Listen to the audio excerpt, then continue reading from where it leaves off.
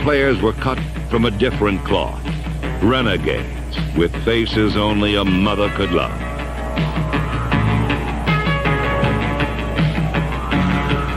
The Raiders cultivated, then reveled in their ominous image.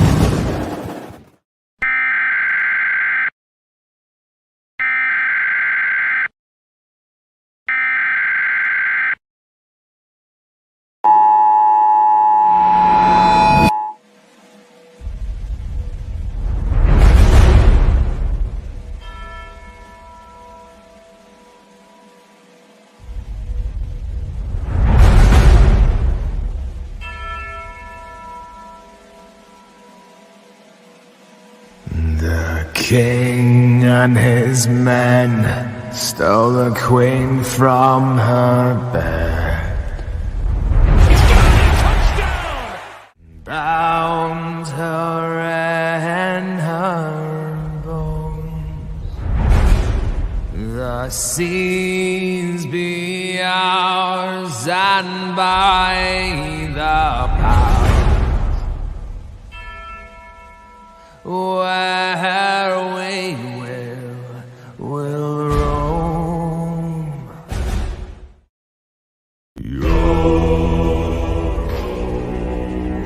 Hoist the colors high, heave ho.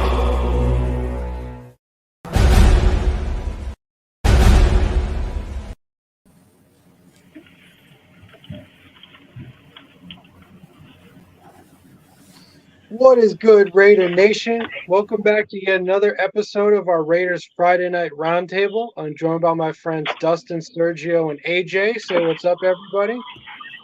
Salute chat, salute chat. Salute Raider Nation. Appreciate all you guys showing up. Salute to the mods in the chat and everybody in the chat, everybody on the panel for showing up tonight. J-Dub, I think he's over in our channel. We're streaming both links together, so that's why you're seeing the comments of the people in both chats. Back, yeah. As always, thank you to the members of this panel for joining me. Thank you to the mods in the chat for holding it down. We wouldn't be able to do this show without you guys. And certainly, last but not least, thank you to our viewers for watching and commenting along with us. As we begin this broadcast, we got another great one for you guys, as always. Just a quick reminder before we do get started. In just a couple short minutes, our YouTube chat pod, which is called the Nightbot, we'll be posting various links related to us here at DSR, both individually as content creators as well as a collective as part of DSR. So if you guys wouldn't mind, just throughout the duration of this broadcast, keeping an eye out for the Nightbot to post all of those various links. And at your earliest convenience, if you wouldn't mind following those links and just tapping in with us on all of those platforms, that would be greatly appreciated. Out of all of the links that the Nightbot will be posting, if you guys wouldn't mind keeping an extra eye out for the link of Nightbot to post a link to our DSR Discord server.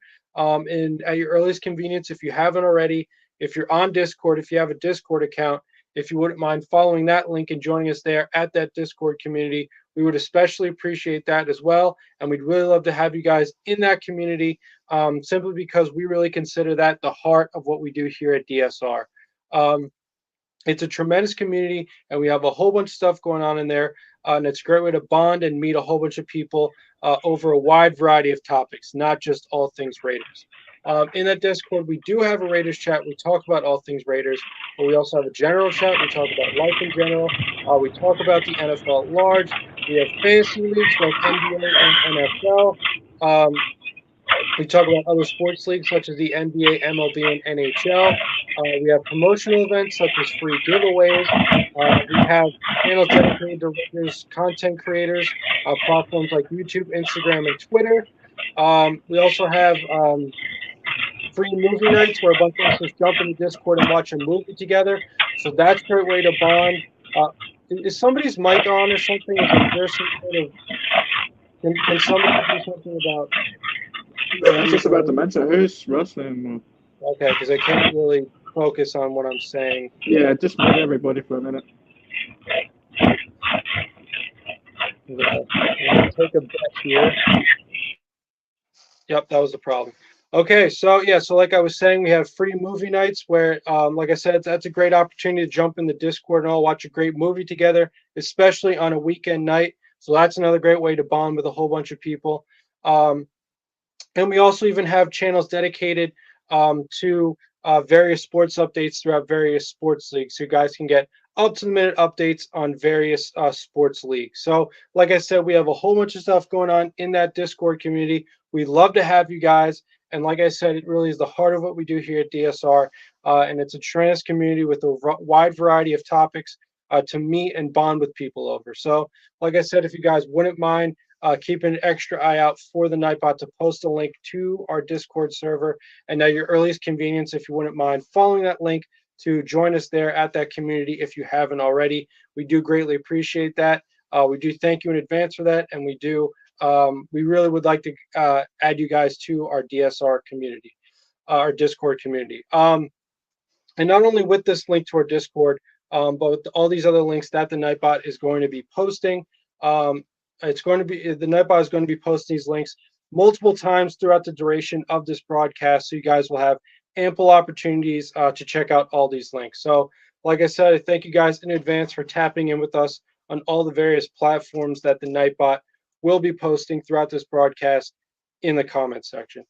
And so, with all that out of the way, and without further ado, let's begin our show with our first topic. So, obviously, this weekend the Raiders have a very important divisional matchup against the hated Los Angeles Chargers in LA at SoFi Stadium this Sunday. So, obviously, as a very important game on the Raiders' schedule, not only in terms of trying to get this team back on track as far as their record and their standing, not only within the division but within the conference as a whole. But also in terms of later on down the line potential tiebreakers as far as divisional matchups as well as intra-conference tiebreakers as well. So obviously there are going to be some keys to victory for the Las Vegas Raiders if they are going to come out on top in this one. So why don't we just go around the panel and discuss our thoughts as far as the keys to victory on this Week 4 matchup against the Los Angeles Chargers in Los Angeles. Ozzy, do you want to start us off? Sorry, Red, I'm just doing two things at once. I can do you go want to first come back? if he doesn't. Sorry, he's not what was Okay, good. that? why don't you get us started? Yeah, go ahead. Wait. Okay. Yeah. Yeah. So, basically, I think our main key against the Chargers this week. This is a divisional game. This is our place to keep still second in the division because obviously the Chiefs have the first right now. But this is to keep us in second, and this is a key divisional game, key game for us all, especially. But I think our main matchup this week is probably going to be defense once again. I think later on we'll probably get onto the topic about Chandler, but more so, I just want to say that defense is going to have another struggling week against another top offense. They're going to be out with Keenan Allen, or not out, out with Mike Williams. He's out for the season. Eckler, I'm pretty sure, is still doubtful or questionable. I don't think he's going to be playing. Derwin is also doubtful. There's a bunch of players out. I'm pretty sure. It's one of my topics later on, but I think our main thing on I'll start with offense. Our main thing with offense is obviously, I think for the last 3 games, we've been just trying to get Josh Jacobs going, man. 17 rushes last week against the Steelers, got like 60-some yards. I think like 80-some or 90-some all-purpose yards, not sure. This whole season, 80. I think so far, Josh Jacobs is like under 150 rushing yards. This is kind of hard to watch as a Raider fan when you have a top running back that led the league in rushing yards last season play like a bottom 15 running back in the NFL is kind of disappointing. And this is our one of our cons that we look back at is that waiting so long on Josh Jacobs on a holdout when he wasn't even practicing, doesn't do anything. He was waiting for a contract. Now we're getting the Josh Jacobs that we projected that was going to happen. If Josh wasn't going to be the same player from last year, didn't put any work throughout the offseason. I guess we were just dumbfounded that we didn't know that Josh wouldn't do shit around it. And obviously, I think this is another huge week for him. He needs to go off. I feel like against Pittsburgh, he did significantly a little bit better, even though he got more rushing yards than what he did against Buffalo and Denver. I think like he got the same as he got with Denver. He got the same yards as Denver. He got 60 yards over here rushing, 80 yards total. But I think he had less attempts against Denver this week. Denver he had 60 or 70, and Denver he had 60 or 70 yards. Mm-hmm. Yeah, he had -2 in the Bills. A Bills game, yeah. So that's one of my main things for offense is trying to get Josh going. I really can't say much on quarterback because that's still a proven factor. Jimmy was at practice today, as of yesterday with limited snaps and stuff like that. So I think I don't know if that's a topic later on we're gonna discuss on just to see the projected who's gonna be quarterback and stuff and like that. But obviously that's also another huge part. Who's gonna be at quarterback for us? What's gonna be? Because I'm not gonna lie, if Brian Hoyer is starting on Sunday, I'm not gonna watch that shit, to be honest. Because I just know for a fact Josh would be insanely crazy to start Brian Hoyer. Dude, I got season ticket holder friends that ain't even gonna go if it's Hoyer. They're not even gonna go to the game if it's Hoyer. Exactly. That's what it's like, bro. If you want to keep this contending, I understand. Like if we want to keep this as like a long-term thing and stuff like that.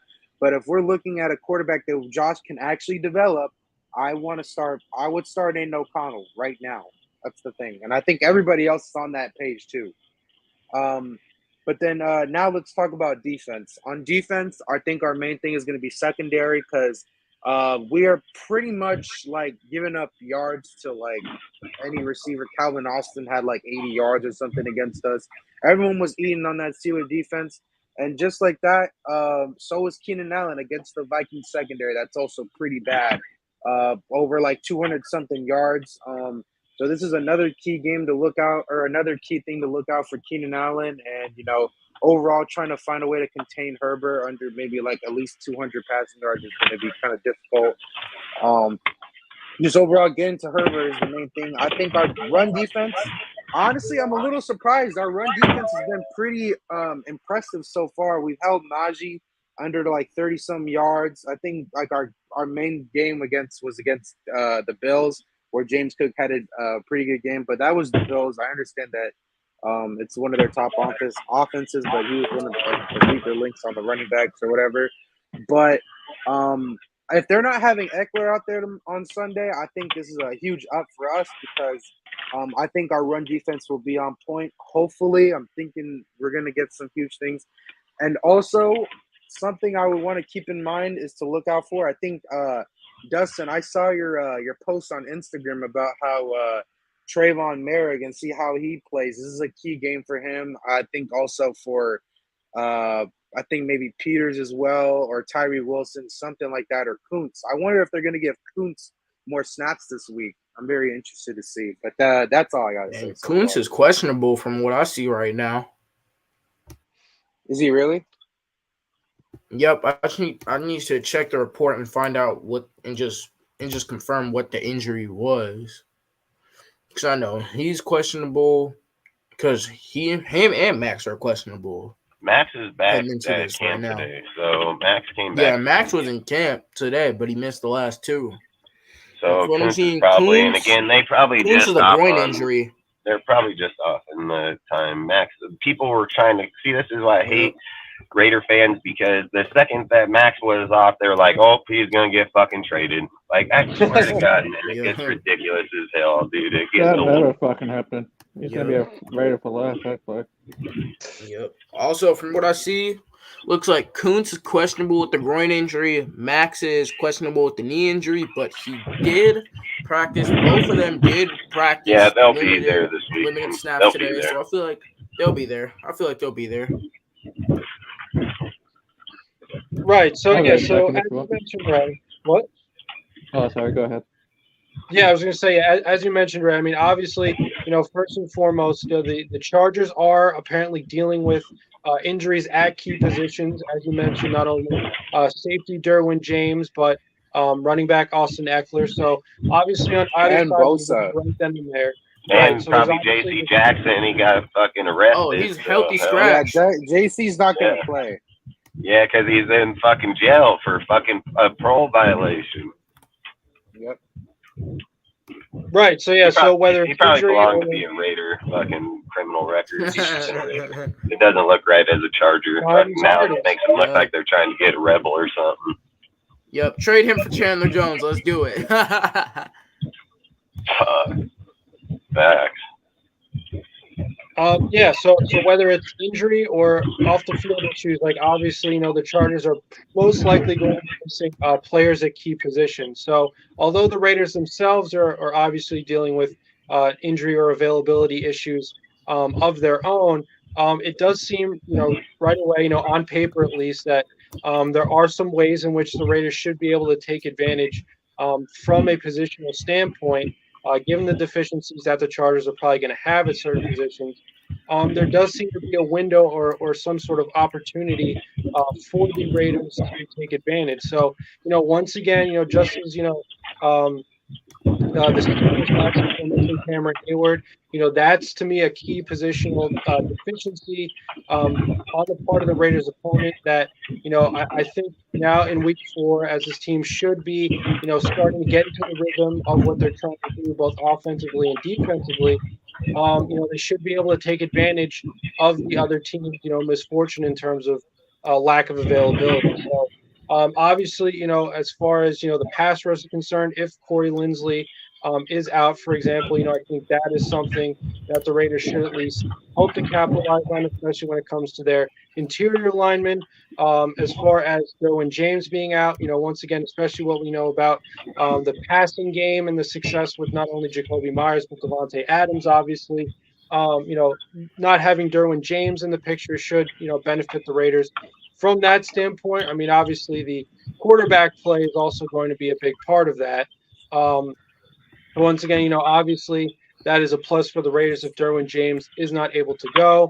To say nothing of J.C. Jackson as well, that should only help the Raiders, passing offense as well in their attempt to, try to move down the field through the air. Like I said, as far as the keys to victory, like I said, I would say the one first and foremost is try to exploit the weaknesses of the Chargers. I mean, obviously, this is a team whose head coach right now appears to be on the hot seat. So the Raiders can indeed, I think, or they should indeed be able to take advantage of, I think, the desperation in terms of the game plan that Brandon Staley is going to probably be displaying throughout this game. So, I mean, like I say, I feel like there are a lot of opportunities here for the Raiders to take advantage, and hopefully they're able to capitalize on it enough to come out on top in this divisional matchup. Ozzy, was there anything you wanted to add?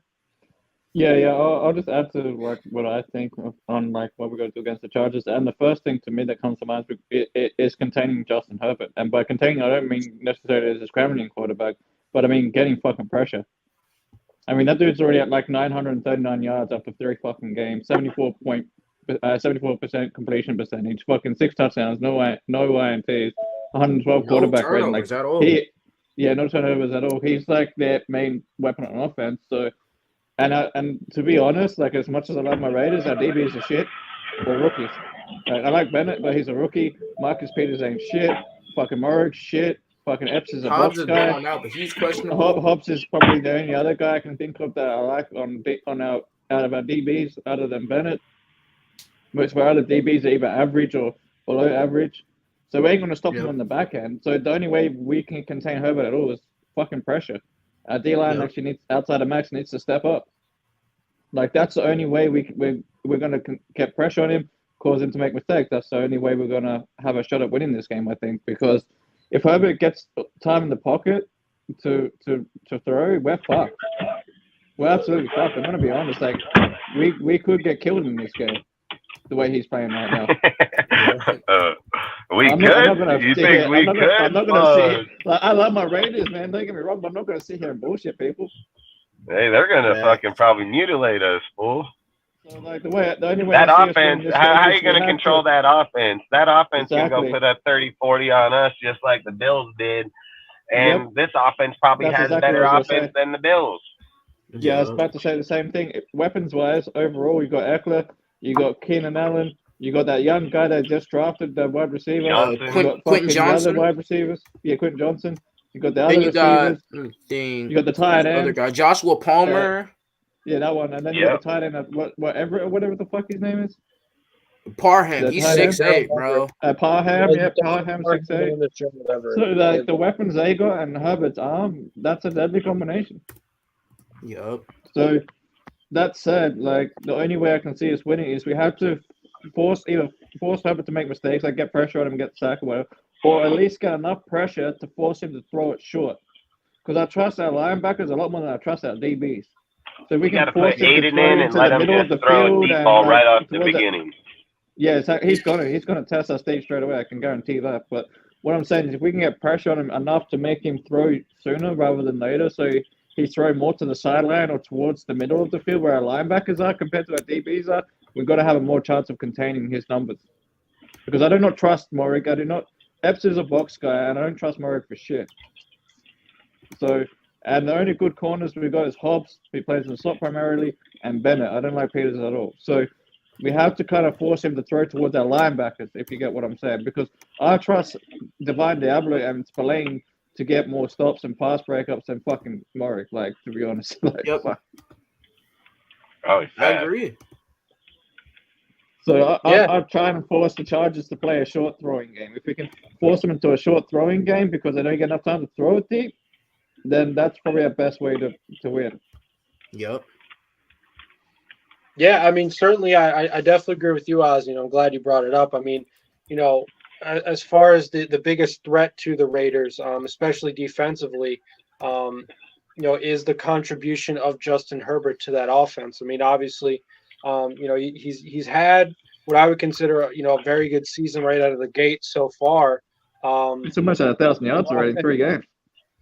Right, exactly. And, obviously a big part of that has been Mike Williams, who unfortunately, once again, to add to the tally of injuries that the Chargers are dealing with, obviously, unfortunately, suffering a season-ending ACL tear in last week's game against the Vikings. And he himself, already had 249 yards receiving on the year before that happened.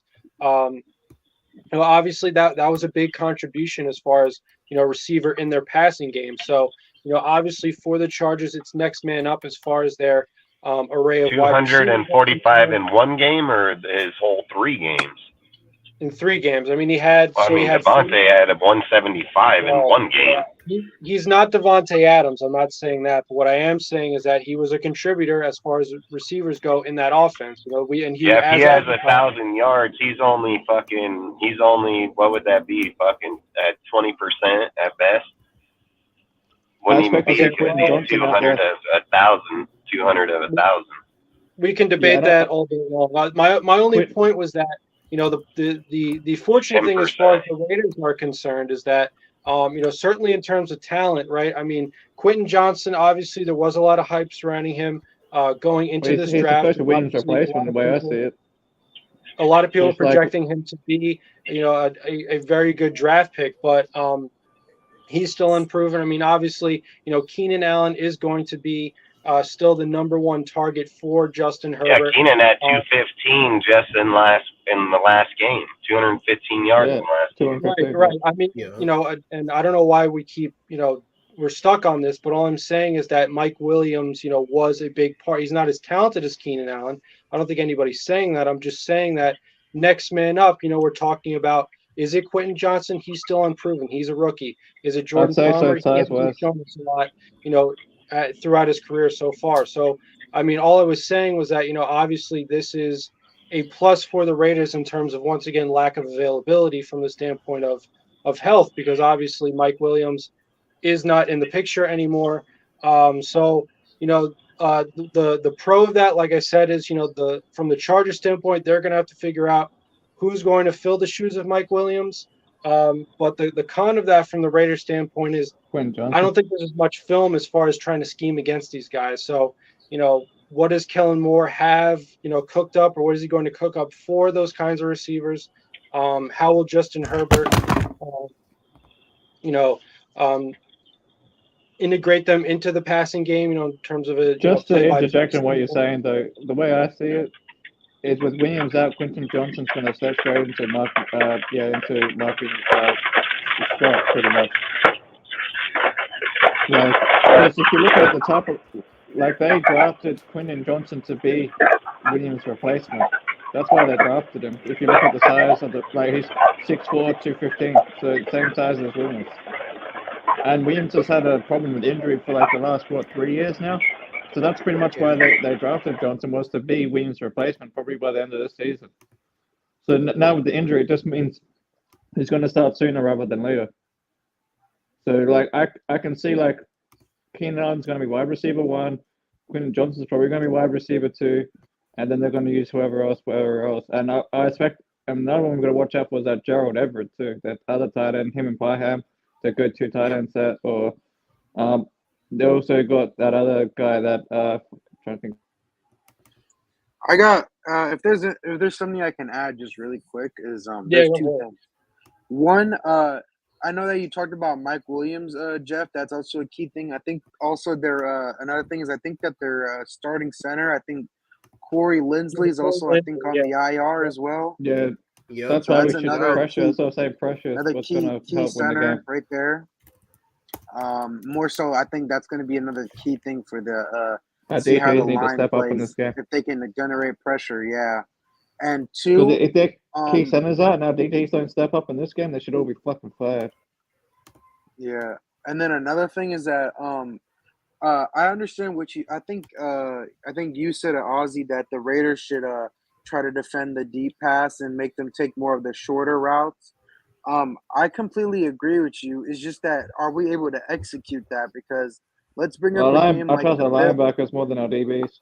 Because I want to bring up the Bills game, and where that's a top offense, we were able to somewhat defend the deep pass. But every third down or every 3rd and 6, 3rd and 5, that's because every check down was Patrick open. Graham played fucking Marcus Williams 10 yards off the line on the 3rd and 2.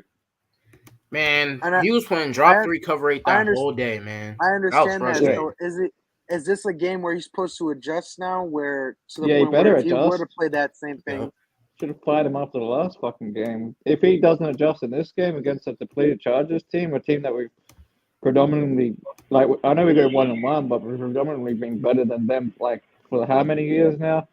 He ain't going to be able to adjust. He hasn't adjusted yet. What makes you think he's going to adjust now? Did he just magically learn it? If he does, I'm saying if he doesn't, learn that when he went to sleep. Hey, is he going to learn that when he goes to sleep on Saturday and wakes up on Sunday? Hell fucking no. He better adjust if he wants to keep that job. He ain't going to keep that job. That fool's going to get fired this year. Mark it. That motherfucker ain't keeping his job. How? That dude's so garbage, dude. We're going to get toast by these dudes, and then fucking we're going to go in here and play fucking Green Bay. They're going to have Wilkerson or Watson, fucking Dobbs, fucking Reed. They're going to smoke us over there, too. Like fucking Aaron Jones will probably be bad. Fucking Dylan, he's been trash this year, but yeah. Still, like I said, I still think they're going to beat us. Like, I really believe that they'll beat us, even with fucking. They got a lot of speed at Green Bay. Dude, the problem is everybody's going to hone in on Jimmy. Can't throw the ball downfield. They're just going to keep stacking the box all year long. Watch. Why would any team go against it? We played three teams. They've done it. All 3 teams have done the same thing. And Staley's the defensive coordinator, so if he knows shit about his team and how to do what everybody else, he'd probably apply to do the same thing all 3 teams have done to us already. I agree. And that's why I'm saying we have to bench Jimmy as a liability. Jimmy's most definitely a liability.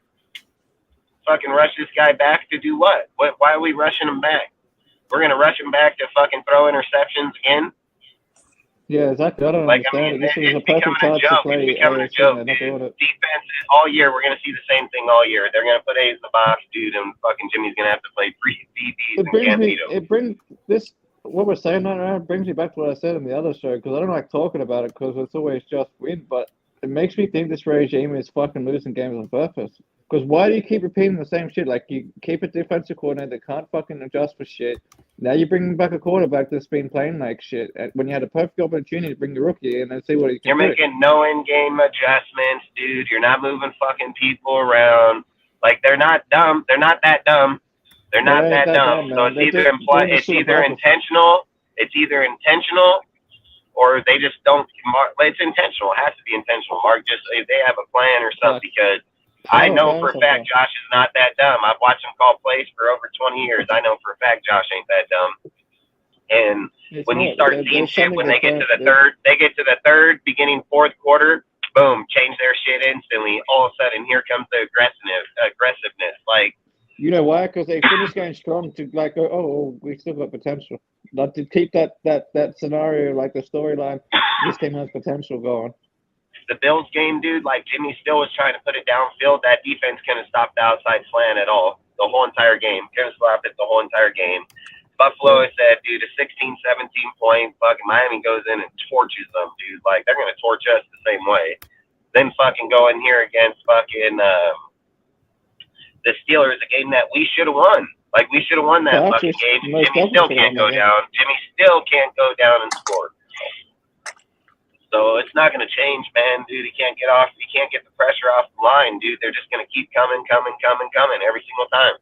Now you got Bosa and Mac over there, dude. Like I say, it's just going to keep getting worse all year. So that's fucking. Maybe they want that makes me. When they're doing the that makes me think they're trying to aim for a top pick. I've seen other teams do it. Fucking Miami did it. Fucking the Cincinnati Bengals did it. Like, heaps of teams have done it, especially when they're trying to get a quarterback, like a quarterback or a top defensive player or something like that. What did the worst offensive coordinator put up on us? Did he put 23 on us? Yep. 23. And before that game, and I brought this up, before that game, that team was averaging 9.5 points a game. Yep, and everybody chanted that fool to be fired in opening day, everything. He put up 23 on us, dude. Can't stop him, can't stop nobody. Graham's garbage, bro. Graham is straight fucking garbage. His average, dude, he's going to probably hear in this game, he's going to be like 35, 40. I wouldn't be surprised if they put 50 just imagine on us, when man. he plays the fucking Dolphins, dude. Imagine when we play the fucking Dolphins. 100 points? Quentin Johnson, we get torched on the East Coast. Peters, yeah, we get fucking torched laugh, on the East bro. Coast, bro. Yeah, they'll probably make Matt Patricia. They'll probably make Matt Patricia's offense look good. Yeah. Yeah, I mean, so I will say, and I do agree with Dustin that, this could very well be the game that spells the doom of Patrick Graham, simply because despite as we've discussed, the deficiencies on offense for the Chargers, that still does seem to be especially a pretty potent passing attack. So, obviously, defense is not, the entire game, but if this defense does perform horribly, which right now I think a lot of us are, in the very least, uneasy about how this Raiders defense is going to perform, this could very well be the last game for Patrick Graham. Now, obviously, I would like to point out that the consequence of that is that now, having a hole at a pretty big position in defensive coordinator. Is this once again another? Is this season a wash? Is this, at least half of a tank as far as? I'd be like, fuck it. The next guy puts up 35. It doesn't matter. Like, that's the thing. That bitch is already a hole. Him being in that spot's a fucking hole. Like, this guy's been a hole in the defense for fucking a year and 3 weeks now. It's gonna be a year and 4 weeks. Like, that's been a hole the whole time. That fucking shit, dude. That guy don't, like I said, he don't fucking have change. He don't have nobody fucking playing at any level. No development, no fucking anything. Everybody, if Josh's side was doing that, Josh is responsible. He's the head coach. He's his fucking blah, blah, blah, blah. Nah, hell no. This motherfucker the same way. Fuck him. That dude's garbage. He fucking can't even coach Pee Wee, bro. He's going to be like Adam Gase, bro, and get fucking reverted back to high school football, dude. Like, nah, hell no. I was going to say he's worse than Paul Gunther, and that's saying a lot to me. Like, he's honestly worse than Paul Gunther. That's saying a lot. Right. So obviously, this I think will serve as a major audition for Patrick Graham as far as what is his job status or security going to look like moving forward. Sergio, is there anything you would like to add? Last week against the Vikings, Justin Herbert set NFL record, the highest completion percentage for a quarterback that threw the ball over 45 times. Yeah, If I definitely. recall, That's last about it. week, Jimmy G also threw the ball over 45 times against Steelers, I think. He threw 3 picks, and he was just not throwing accurate at all. Obviously the defense is going to be the exact same What thing. was the total yards At that for level Herbert? again, like bro's going to set another NFL record back to back. It's going to like he had 85. Mhm. Yeah, I think 85 or an 86% completion. What was the yardage? The ball over 45 For the- times. If he throws over the ball 44 times again, that thing's going to be like 90, like What was 95. Herbert's yardage for that game? The yardage? Oh, it was 405, 405. and that's the most he's thrown Yeah. in one game. So he Huh. threw as many passes as fucking Jimmy G, who had like less than 200. Man, he did it on the And double the Vikings, yardage. bro. That was a Brian Flores That defense. means he was throwing a lot of deep balls. It wasn't just a lot of short passes. Is my point. It was throwing it deep a lot. Because despite all Yeah, them 400 throws, yards. he only had that game was still like pretty close. And My point is though, like Jimmy's 45 or whatever is different to Herbert's 45 because Herbert's 45 is obviously throwing a lot of 50-yard passes and shit, whereas Yeah. Jimmy's just throwing short a lot. And to me personally, it doesn't matter if the Chargers, in my opinion, are injured or not. In my opinion, just because we didn't take advantage of the Steelers' injuries, we didn't take advantage of Denver's injuries. Like, sure, we won the Denver game, but we only put 17 points on them, and then we watched Haven't scored over 20 yet. 70 on them. They put 70 Gonna on them. kill. Imagine what they're going to put against us. Like, The only way we don't get killed in this game is if our D tackles can actually step up because our center's injured. And we can get interior pressure on Herbert. That's the only fucking way we have any Well, shot. the only way we're going to not get killed in this game is if Herbert or if Aiden or somebody can keep pace with fucking Herbert. That too. that too. Here's the thing, right? Say this. So, like, all Somebody's like, gotta throw one of with their- Herbert. like one of their safeties is already out. And 2 of their safeties are projected to be out, and that's 2 of their starting safeties. So they got 3 of their starting safeties out. That's like perfect for a gunslinging quarterback. Like, oh, okay, their 3 starting safeties are out. I can just chuck the ball down every time now. Yet, You guys and if cut out for a Jimmy's in minute. the game, that's going to be such a waste of a game if all 3 of those safeties are out. If Aiden's in there, he's going to chuck that ball to Tucker or Adams. That's going to Facts. be That's what I'm harder. saying. We've got to play Aiden O'Connell in this game. If they don't play Aiden O'Connell in this game, this fucking regime is definitely most trying not to win the game. Yeah, like if and there's no point in And it's rushing fucking clear at Jimmy this point. because if they rush Jimmy in and Jimmy's a starter, this is where I'm going to start. The only way pushing. reason to rush Like, Jimmy in is listen, to you fuck his guys foot up. had all these Don't worry players about it. not play a single snap during practice during the offseason due to injuries and stuff, right?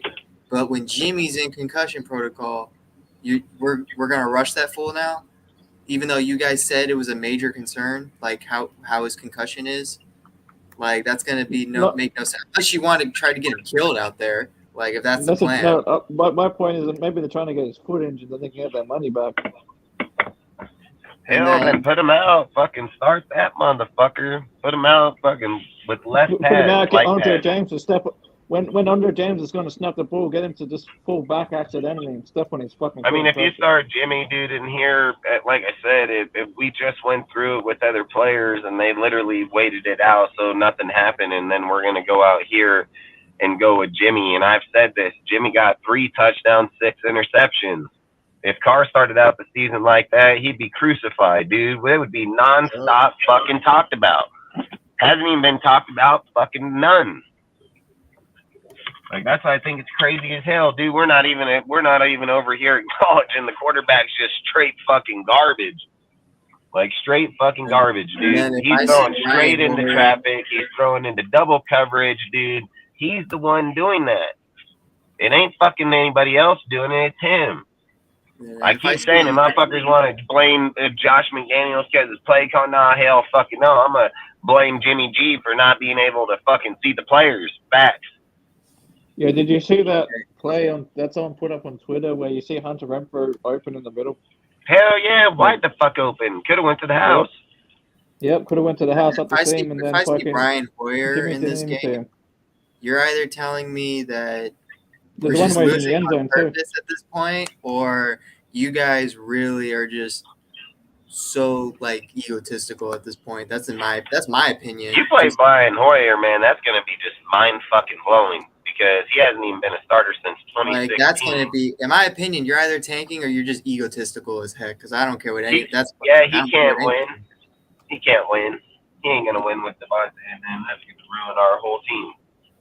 Like if I see Hoyer out there, none of those players are gonna be happy seeing Hoyer. None of them.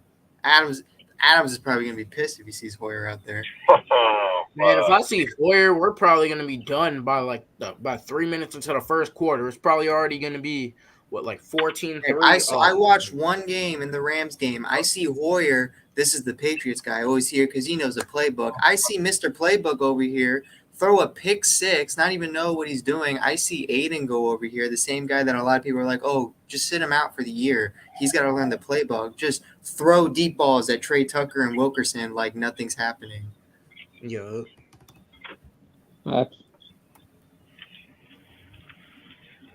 Like, yeah, this is the game where it's like this, for me, in my opinion, this is just the game where depending what happens, like, is how we should just see the rest of the season, no matter Do what. we play in the morning, afternoon? What time is that game? I think it's afternoon for you We're in guys. LA. Yeah. Which For me, one? it's The 6:30 in the game is morning, so you guys 105 must be afternoon. Pacific, In 105 the Pacific afternoon, yeah. Standard, and through 405 Eastern. So here's what should happen. By the time it's 4 o'clock West Coast time, right? It's 4:05. Everyone put your alarms up. That's going to be when Josh McDaniels is going to go into the tunnel and go to Patrick Graham and say, hey, buddy, you're fired. We got to get Fuck, dude. That would only be a dream fucking come true. that. At this point, like, I'm hoping Herbert just drops 40 on us just to see Graham get fired. Just because I defended this dude so much, and the fact that I'm now like, bro, I literally studied your defense for like what you did on the Giants, like how it works with Miami, learning under Brian Flores. Yet when you're play calling for us, why is it that you throw all of it out of the window? Like that made no sense.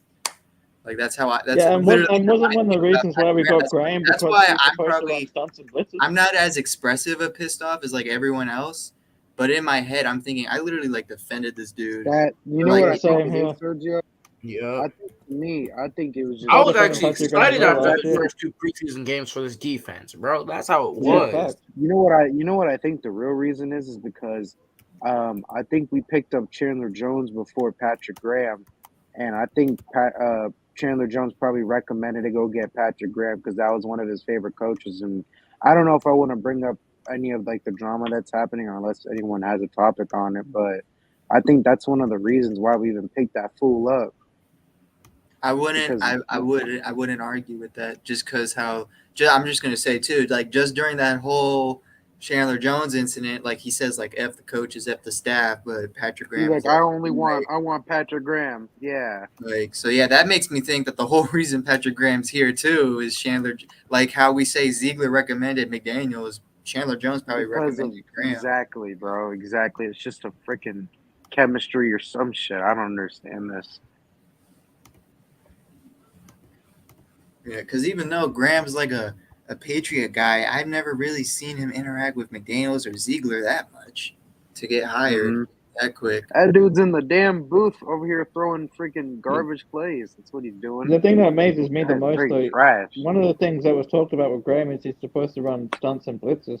I've seen fuck all of that. I'm just wondering. It's supposed to I'm be a also wondering- 3-4 illusion defense. So you're not supposed to know what the formation is. Yet the entire offense is just know what the formation is. And he plays Man, so I'm up far here off all calling the time pressure with these down corners. just bad. Hey, I wanted to ask this. I don't know if you guys answered this question already. I don't want to go back to a game before, but do you think Josh's play calling against the Steelers, let's say, let's say that field goal incident. Do you guys think he should have went for it, or should he just stick with the field goal?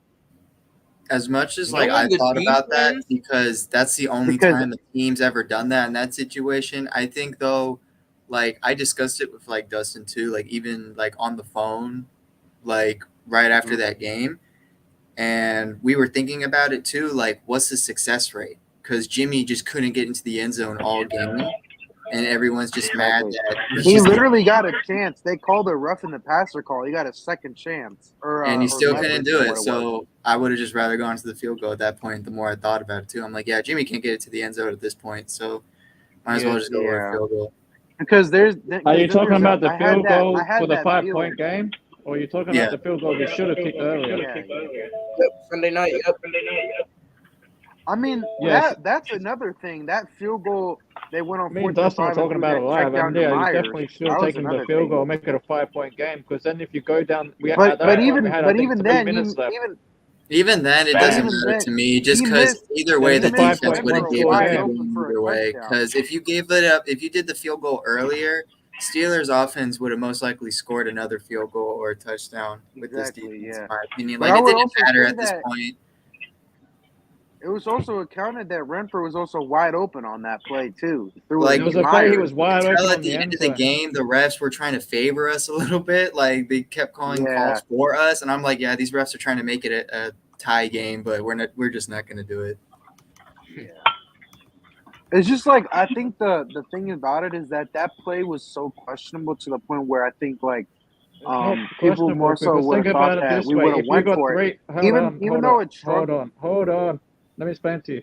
If you kick a field goal, it's 5 points with 3 minutes, timeouts, and the 2-minute warning. So you technically have 4 timeouts and 3 minutes on the clock. That's plenty of time for your defense to get you the ball back, go back down, and score a touchdown to win the game. Which they did.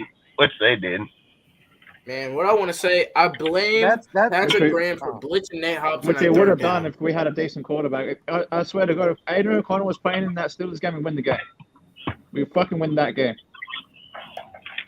Hey, I've said numerous times, even in the preseason, dude. I said, "Oh, you bring Aiden in right here, we'll go score." They brought him in, we went and scored. Like Aiden's gonna score with players, dude. Like he has it in him, dude. And not only that, I say he's tall, he can see over the line, dude. He has an advantage over a lot of people to begin with. So I mean, Aiden's gonna make up the game a lot better. And I've said it. I don't care what any person says. If they think they shouldn't have kicked that field goal, they're a novice player. That's facts. It's straight facts, dude. Because I keep saying you're making it, a I'm 5-point keep saying game. it. You're asking the guy. It's like that's not even part of it. Like if people want to say like bring that up, that's fine. What most people are just looking right past, like it doesn't exist. You were asking him to not only score one time and get a 2-point, you're asking him to score twice and get a 2-point. And then you're asking him to do it at the end of the game, and then you're going to turn the fucking ball over down there 2 times in a row, not just once, twice. He had fucking 8 tries at it in the end zone. Why didn't he score? What makes any person think that after he attempted 7 fucking tries on the same drive in the red zone that he was going to get in there on the 8th? What makes that even? Why? Why would anybody even think that? He didn't do it 7 motherfucking times before it. What made you think that was going to happen? He kicks the field goals just like they say. They go score, they win the game. There ain't no debate. There ain't all go for 2 fucking hope and then lose it right there. Hell fucking no. You're just complaining that we didn't lose in a better way. Mm-hmm. And that's the problem, bro. Everyone's saying that, like, I don't want to keep saying like bringing up other people, but it's just like I think people were more so confused or a question of like if they were to kick they kick the field goal, right? They're not only are they trusting their defense that's been getting shit on the entire game, not only a bottom defense getting shit on the entire game, to go out there and get you a stop, even with 4 timeouts on there. They got 3 stops in 6 minutes, dude. Exactly. Yep. Back-to-back 3-and-outs, and they couldn't get that. That's what happened. Yeah, I mean, Josh made the right choice. Josh made the right choice. I said in the Discord, I believe so too. I said straight up, I said, boy, this is a fucking mistake here. I said, fucking, we're going to trust the defense to get 3 stops in 6 minutes. And then they proved me wrong. They fucking got the stops. Like, That, like I said, he fucking knew something that we didn't know, and they didn't just go down and score because they didn't score 3 fucking possessions in a row. So they didn't go. They weren't gonna go do it regardless of what circumstance was going on. Exactly. We just gave I that and I shit. and I and I and I and I'm and I stay with that. You know, I stay with the call. What he did, take the field goal. Honestly, I've said Carr made a people that are career out of saying those that is type like of moves right there. how Carr you just made brought up. They careers had out of that. 7. Hey, you Anderson remember made the field goal. I think it was to go to the red zone. yeah, it was the 2021 first game of the season. We had to get a 2-point conversion, and Carr threw he didn't throw an interception, it just hit Zay Jones on the head, bobbled, and then it landed in the Anthony Ravens' Averett picked hands. it off. I think Bro, that was everyone- opening day Yeah, again. everyone against wanted to the crucify Ravens? Carr when it was Baltimore. like that. I'm like, bro, Zay Jones should have turned his head around. Yep. Oh, against the Ravens, right? Yeah. Yep. Monday Night yeah. Football. Yeah, I remember. Oh, you're talking about the Willie Snead. The overtime touchdown that would have Yeah. guaranteed won the game. Yep. Yeah. First game of the season, already Well- experiencing 9 heart attacks. Man, that game was crazy. That yeah, I that mean, game was so that nuts. was not as more anticlimactic as that Chargers game, bro. But Zay made some good catches And the in not only that game but that season. Yeah. True. Yeah, he did was make up for it by scoring the He winning made that touchdown. sideline pass, dude. That catch on the sideline to get down there to begin with. And he scored the game winner. Yeah. Yeah, no one Yep. expected it. The Ravens didn't even expect it. Yep. And that's John Harbaugh. John Harbaugh didn't even expect it.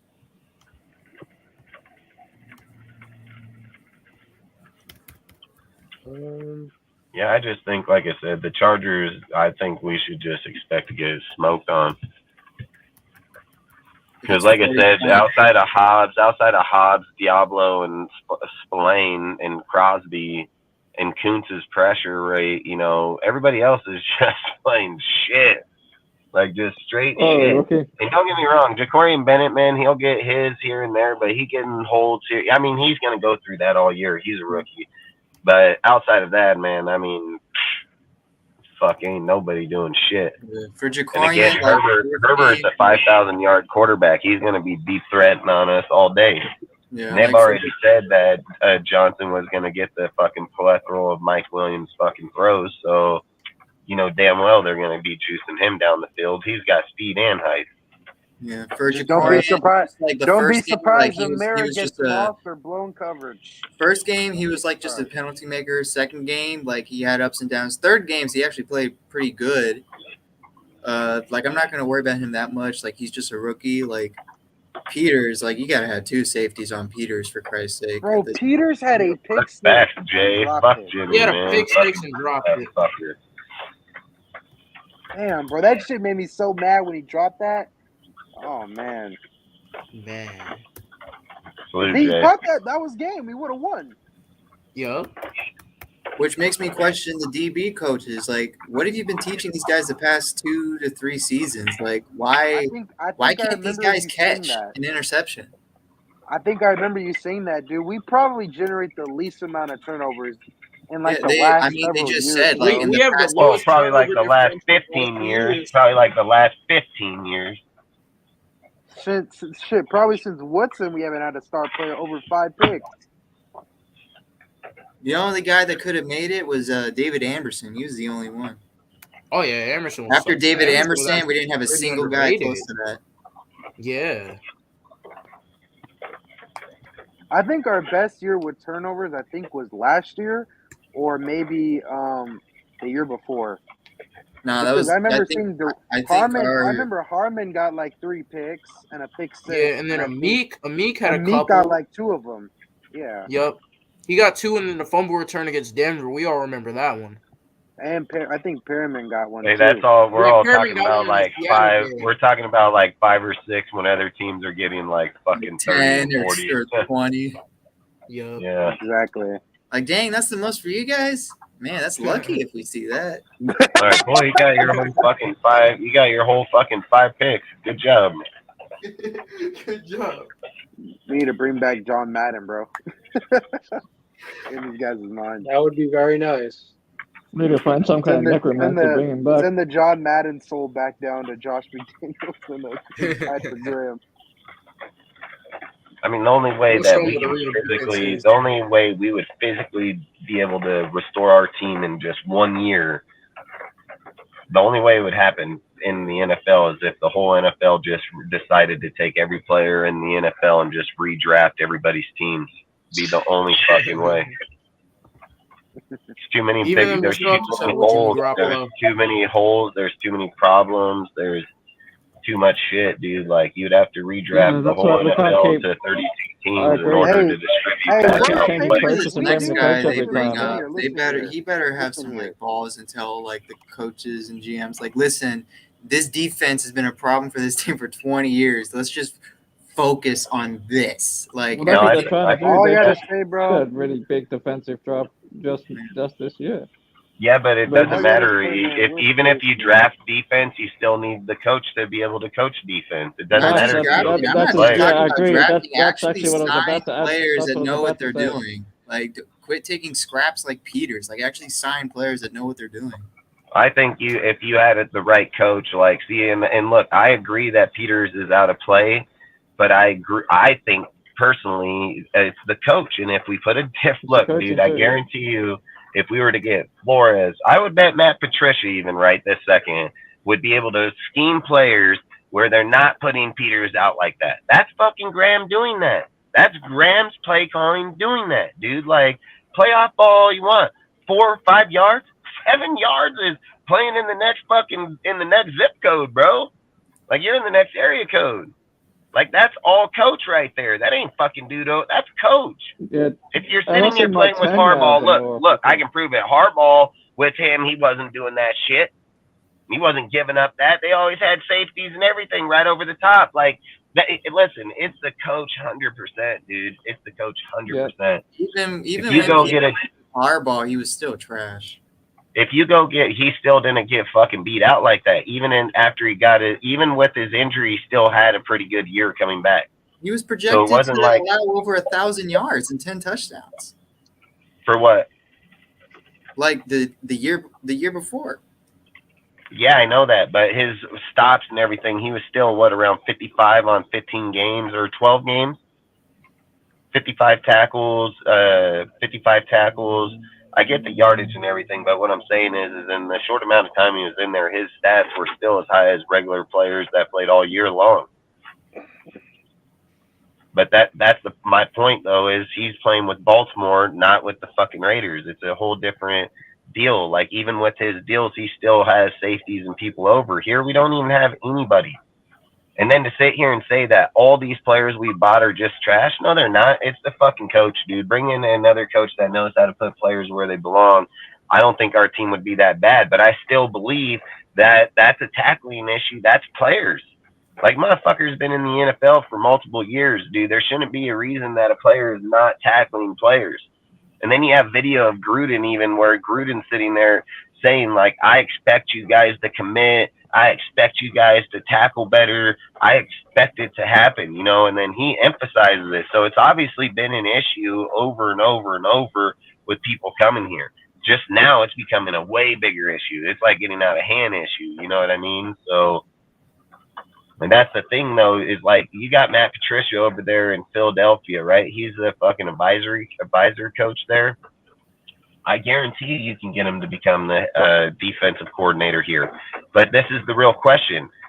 Are we going to Paul Gunther to fucking Gus Bradley? Is that what we're about to do? But listen, okay, I shouldn't say that because that's not fair. That's not fair to Patricia because he's actually a good defensive coordinator. But because fucking, yeah, that's not fair because fucking Graham is garbage, bro. Like I can't do that. Well, I mean, Yeah, that but is the Graham question. could be worse than That'd be Paul like It is the Gunther. question though. spit Like, say like we don't hire Patricia or Flores, we hire someone else. Are we gonna do like Gunther to Bradley to where it's like well, we're not gonna it's get still Flores, crap, so but at Flores least it's is not as bad as the last crap?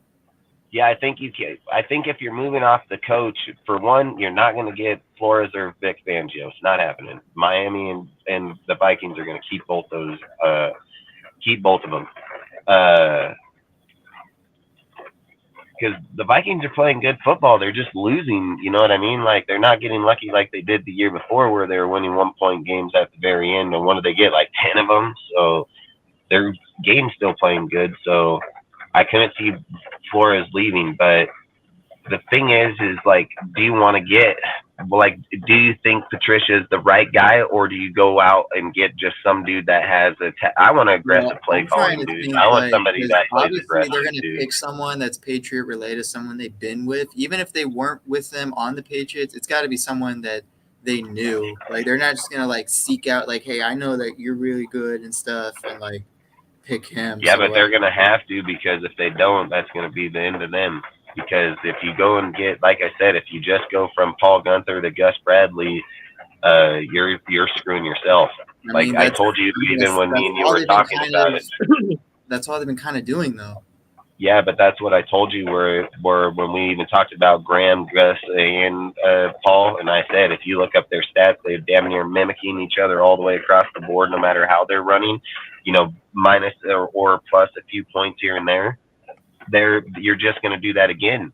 And then that's why I say, like, if you go get Patricia, this is the question you have to really, really ask. One is, was Patricia really that good of a defensive coordinator?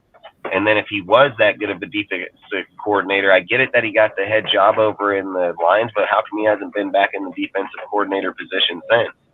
And not only that, they put him in the DC or the OC position over the DC.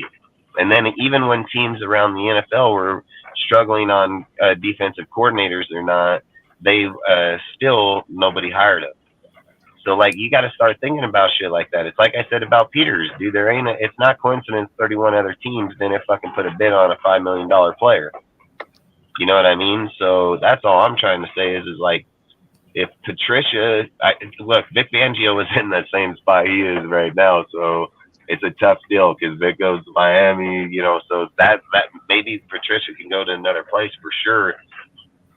But is that the guy we want? Do you think he's going to be the guy that can change what we have here? Or Hell do you no. like I said, I think you need somebody that's aggressive, dude. You need somebody that, I like, was as about much to as I say, hate to say, you don't, like, you don't get someone, Well, you don't get Justin- someone that's like a yes man to another guy. Like, because Patricia, yeah, he has his tangibles, like his skills in defensive calling and defensive knowledge, but he's like at this point like a yes man to Bill Belichick. I'm tired of us just hiring yes men, like freaking Mick Lombardi. Like, I want us to get guys that are actually aggressive to where the I coaches. know that he did that, Jay. I know he was an offensive coach.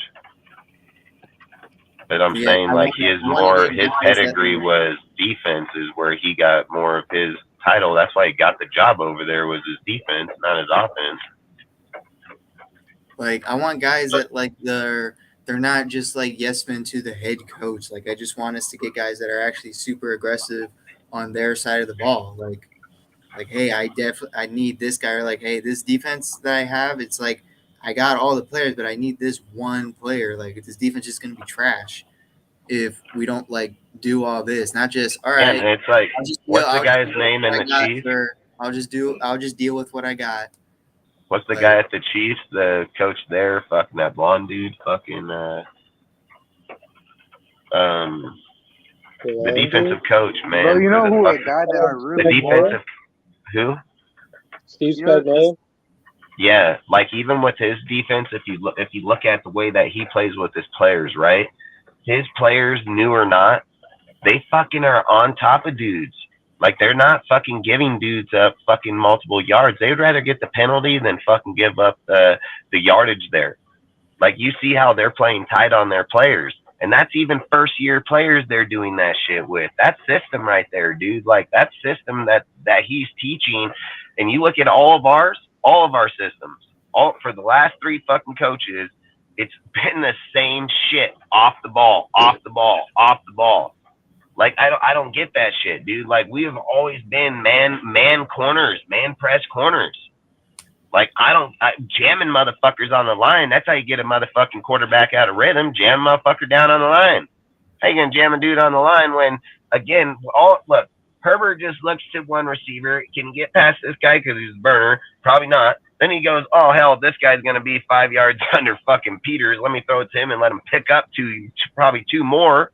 So he goes from 2 to 4 yards right there. Like, that guy, we've never played football to that, not that bad. Never. I mean, you go show me If you can show me a defense that we've ran in the Raiders, like in Oakland or here, that had the motherfucking corner off the ball by fucking 5 to 7 yards every play, fuck, nuh-uh, hell no. We don't do that shit. And this guy is going to be vulnerable as fuck. And then again, that's why do you think you got all your dudes sitting up there on the front, dude, on the line, man? And again, we brought back Tillery. It's not like it's not like we changed defenses. We didn't change shit. We kept the same fucking players pretty much as the base, and then we fucking got worse. Dustin, you know what defensive coordinator that we really should want, that I really want, bro, is either imagine, or I should have said that maybe, dude, if D'Amico Ryans wasn't a head coach, he'd be a nice one, or the dude from Dallas, I think Dan Quinn, isn't he the DC over there? Yeah, but he'll probably get a head coaching job when he leaves. Oh yeah, but I mean, dude, if head coaching job for sure. I mean, I think he was the head coach for Atlanta. He was. And I think, yeah. He was on the fucking Seahawks, dude, in the Legend of Boom, dude. He was the one that damn near created that whole thing there. So that's why I always said, like, when people said, "Oh, Gus Bradley," bullshit. Gus Bradley was just on the squad there, dude. It was that dude right there, Dan Quinn. That I mean, you look at both. You look at one, Gus Bradley. You get him just like the Colts. He got lucky with the Colts because Colts just had top tier players before he got there. You look at Dan Quinn. Dan Quinn freaking built the Cowboys. Is he still there right now? Is Gus still there? He's still there. Well, fuck, they're not playing too bad this year, huh? They didn't fire him just because they were like, well, the defense was good, so I guess we'll just not get rid of you. We'll just roll with you. Yeah, I mean, fucking, that's the only thing I feel like is like, if we move off of Graham, that good, we can go a whole year. But I feel like if we move off Graham, the number one target's going to be Patrick or Patricia. I feel like it 100%. That's definitely like why I keep saying like they're just going to pick another. He has some much familiarity with Josh McDaniels. Yeah, and look, where else are you going to go to college or somewhere like? You're just taking a lot of risk. If it's not Patricia, you're taking so much risk. I'm trying to look at all the DCs right now. If it's not Patricia, we'd have to get someone that's like an up and coming guy. Yeah, you're absolutely right, Jay. For like the past like 15 to 20 years, like you'll see defensive players be like, "I was always a Raiders fan." Bitch, where the heck were you the past 5 years of your career? Like, hey, I've said that, Jay, since 2000. After 2002, fucking Al Davis was doing that shit every year, dude. Going out, getting big fucking names, letting them come here and fucking do jack shit, dude. Get paid hella money to fucking retire, dude. We did that shit for fuck. That's why I didn't care. That's why I didn't care when Peter's talking about. You know, when Gruden got here, he kind of stopped that a little bit for sure. But fucking still, even like look at Chandler, all this, like we're still doing that shit, dude. Like that's why every Raider fan says, every Raider fan every year says, "Where's the big signing?" And then every like Raider Nation for some like Raider Nation, this is the guy you wanted, all right? So don't get mad at them. We're like, look, this guy's a Raider fan. He wants to be a Raider. Like he's from Oakland. Like I don't care. Like you know how many guys we signed like that, and then they're just trash, or they just don't care. How do you guys feel about Leslie Frazier? Well, look, here's the thing I'll say to that. I mean, coaches and GMs, for that matter, are supposed to hire guys that make sense regardless of what fans think, right? Because fans are going to have their biases. And they're not even qualified to be making those decisions. Right. There's a lack of qualification. So, did you love the Marcus Peters move? Did you hate it? Are you indifferent about it at the start of the season? I mean, right now it's not looking very good at all. So, obviously the risks were there. The risks were there.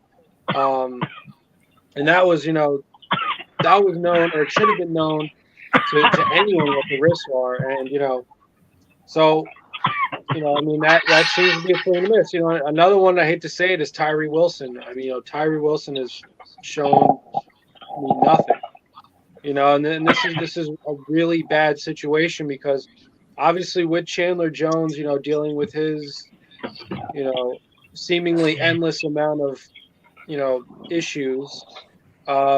it's pretty easy, and I think we really saw that against the Bills. You just double team Max, and nobody on the other side is going to, keep that offensive line honest. So, I mean, especially if Tyree's not, he's not really getting through. I don't remember the last time he got a pressure. I maybe I could look up the stats, but For who? if it, Tyree? yeah, Tyree is the only. He only had one pressure the past 3 games. He's the only. which is He's the only awful. like. He's the only like defensive rookie in the top picks so far that has like a 0% pass rush win rate. Right. Like I don't want to hate him too much just because I feel like he's just in an unfair situation. mean, but maybe he'll pick it up. I mean, we and would like say that- 0% pass rush win rate. Right. He's not winning at the line of scrimmage. Like he's not being the Just top 10 overall. I don't want to. just to cut in Yeah, for a sec, you guys, I'm sorry. because we're Go talking ahead. about defense, right? Another guy that's taking a year off right now is Leslie Frazier from the Bills. Saying he's taking a year off. He's coming back to some kind of coaching job next year. I think he'd be an ideal candidate for defensive coordinator.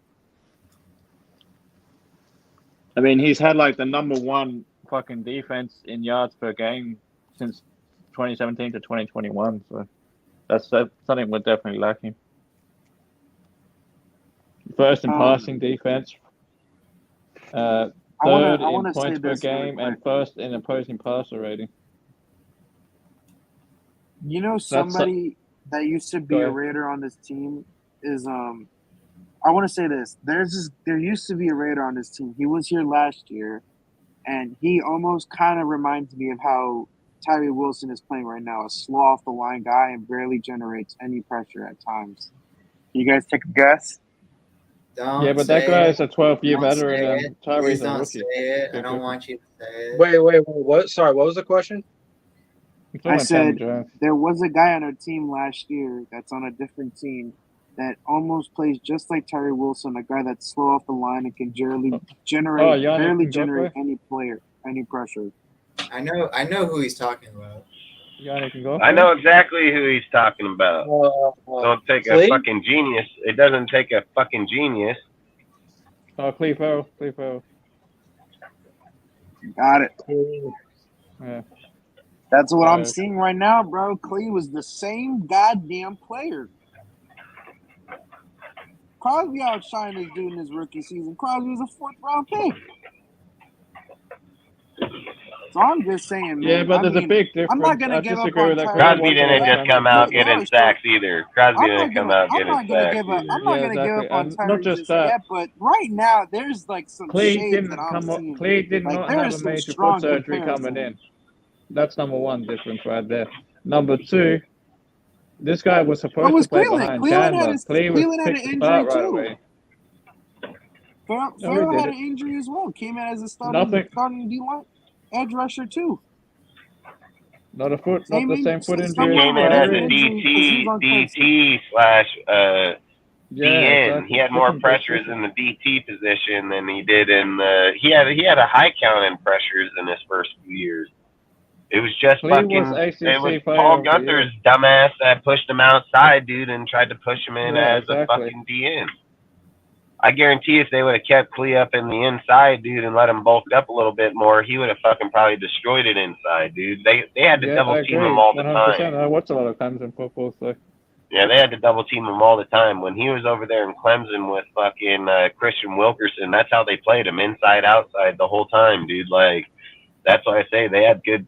We just fucked that whole deal up. I feel like we fucked up Clee for sure. Yeah, I agree. And again, that's Patrick Graham and Paul Gunther. Dustin, we're discussing Clee this was where Clee actually could have been a really good player. So when you look at how Paul Gunther, instead of using him in the interior, throwing him on the outside, and then Gus Bradley strips Clee's confidence by bringing in Yannick, and then not using Clee Farrell at all. Basically, how we feel with Patrick Graham and how he utilizes Malcolm Kuntz. Like, I'm just not going to use this guy at all. Hey, let's look up what his stats are in 3 games with the Niners. Let's look up what he's got so far. I'll look it up. Bet it's better than Look with at us. what he's done over there with the Niners. Bet it's better than what he's done with us because now he actually has a defense. I mean, just 3 games. I mean, it probably ain't that. It's probably not that great, but it's probably give us an currently idea. with the 49ers, he has. Let's see. 49ers. He currently has. No, that must be right. He's got nothing 5 right that must be now. right. Nothing right now, yeah. Because his rotation there. That's He why. has 3 combined tackles, 2 solo tackles, 1 assisted tackle, and 1 TFL, and 3 QB hits. And right now, Yes. Yeah. I mean, that's not bad in 3 games. He's only played 95 snaps. Yeah, see, 95 Yeah, he's snaps. like he's a what you gotta look at. rotational piece. I think Drake Jackson's starting over him, and I think They're gonna Arden Key that full watch, dude. What's Arden Key doing over? Where is he at in Jacksonville, Tennessee. Tennessee? I think Arden Key was balling. I think he had like 3 or 2 sacks against the Saints. Arden Key right now, he's played 128 snaps, and in 3 games, he only started 1 game out of the 3, and he's got 1.5 sacks, 7 total tackles, a tackle for loss, 3 QB hits, 4 pressures. So him and Klee ain't too far off, just minus the sacks, huh? Yeah. Mm-hmm. Plus Arden got a few more snaps in on him. Yeah. Mm-hmm.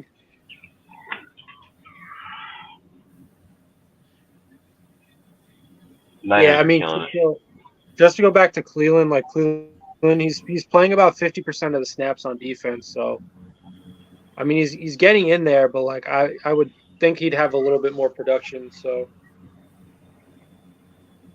well, I think the Niners are just more of a rotational. They're kind of like the Eagles in a way, where they just have a lot of rotations in their spots. That's why they picked up Hargrave over there. He is probably a run defender, is what Niners are using him for. That's what Probably, exactly. yeah, That's the thing about them, bro. It's just they're so dimensional, bro. They're just a bunch of stuff they can do. but I mean, so like you mentioned, Drake Jackson, he's played pretty much the same percentage of snaps so far. Has 3 sacks, more tackles. So, I just don't think Cleveland's doing that well. Mm-hmm. But so it's not like the addition by subtraction that I have an issue with, because obviously it doesn't, Cleveland obviously was drafted way too high, which is not his fault, but it is what it is. That was once again one of this franchises. The right pick would have been Brian Burns, bro. Brian Burns or Josh Allen. Oh, Ed Oliver? That would have been the right pick Not have right gotten there. Quinn. I wanted Ed Oliver. Look at Ed Wasn't Oliver that the in same Buffalo. Yep. We needed a fucking DT. We needed. But DT they would have for the probably longest fucked fucking them time. up too, so it probably wouldn't have mattered. They would have got them and fucked them up too. True.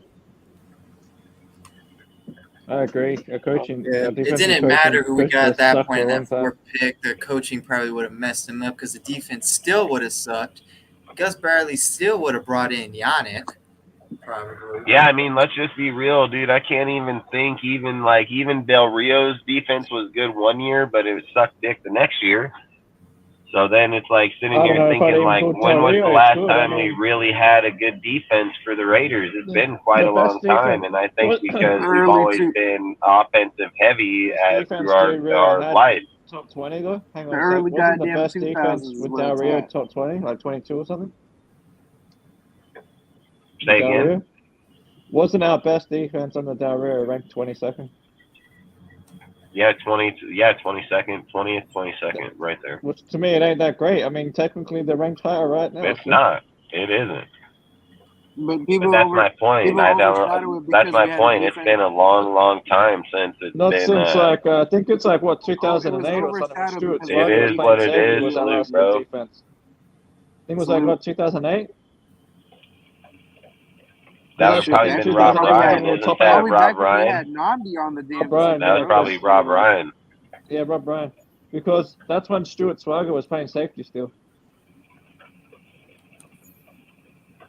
They were, so in 2016. We were ranked 8th, and we had one of the best passing defenses in the league when Stuart was playing safety.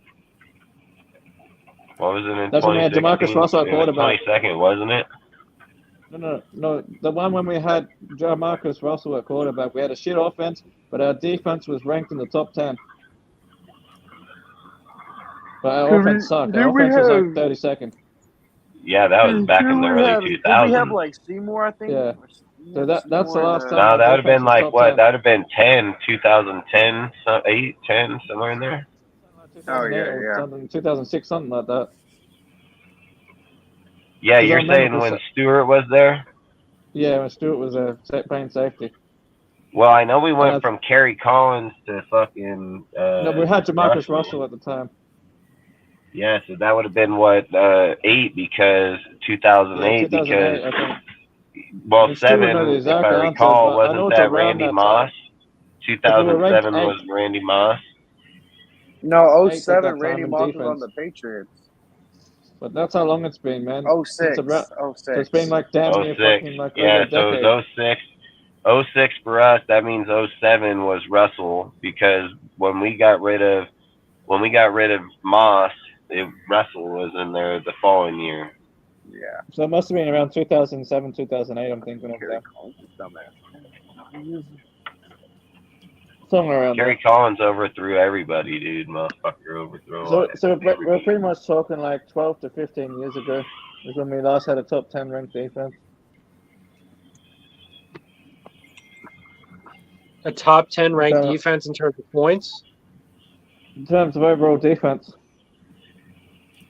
And we had one. Actually, we were ranked in, I think, the top 5 in passing defense that year. Yeah, that was 2002. If we're talking, yeah, I mean, so 2002 was. Hang on, I'll look it up. Hang on. No, I don't think it was that one. We had a good defense that year too, but I'm talking about after that. That had everybody on there though. You had fucking what's his name? The fucking crazy ass white boy linebacker. Fucking Harry Long.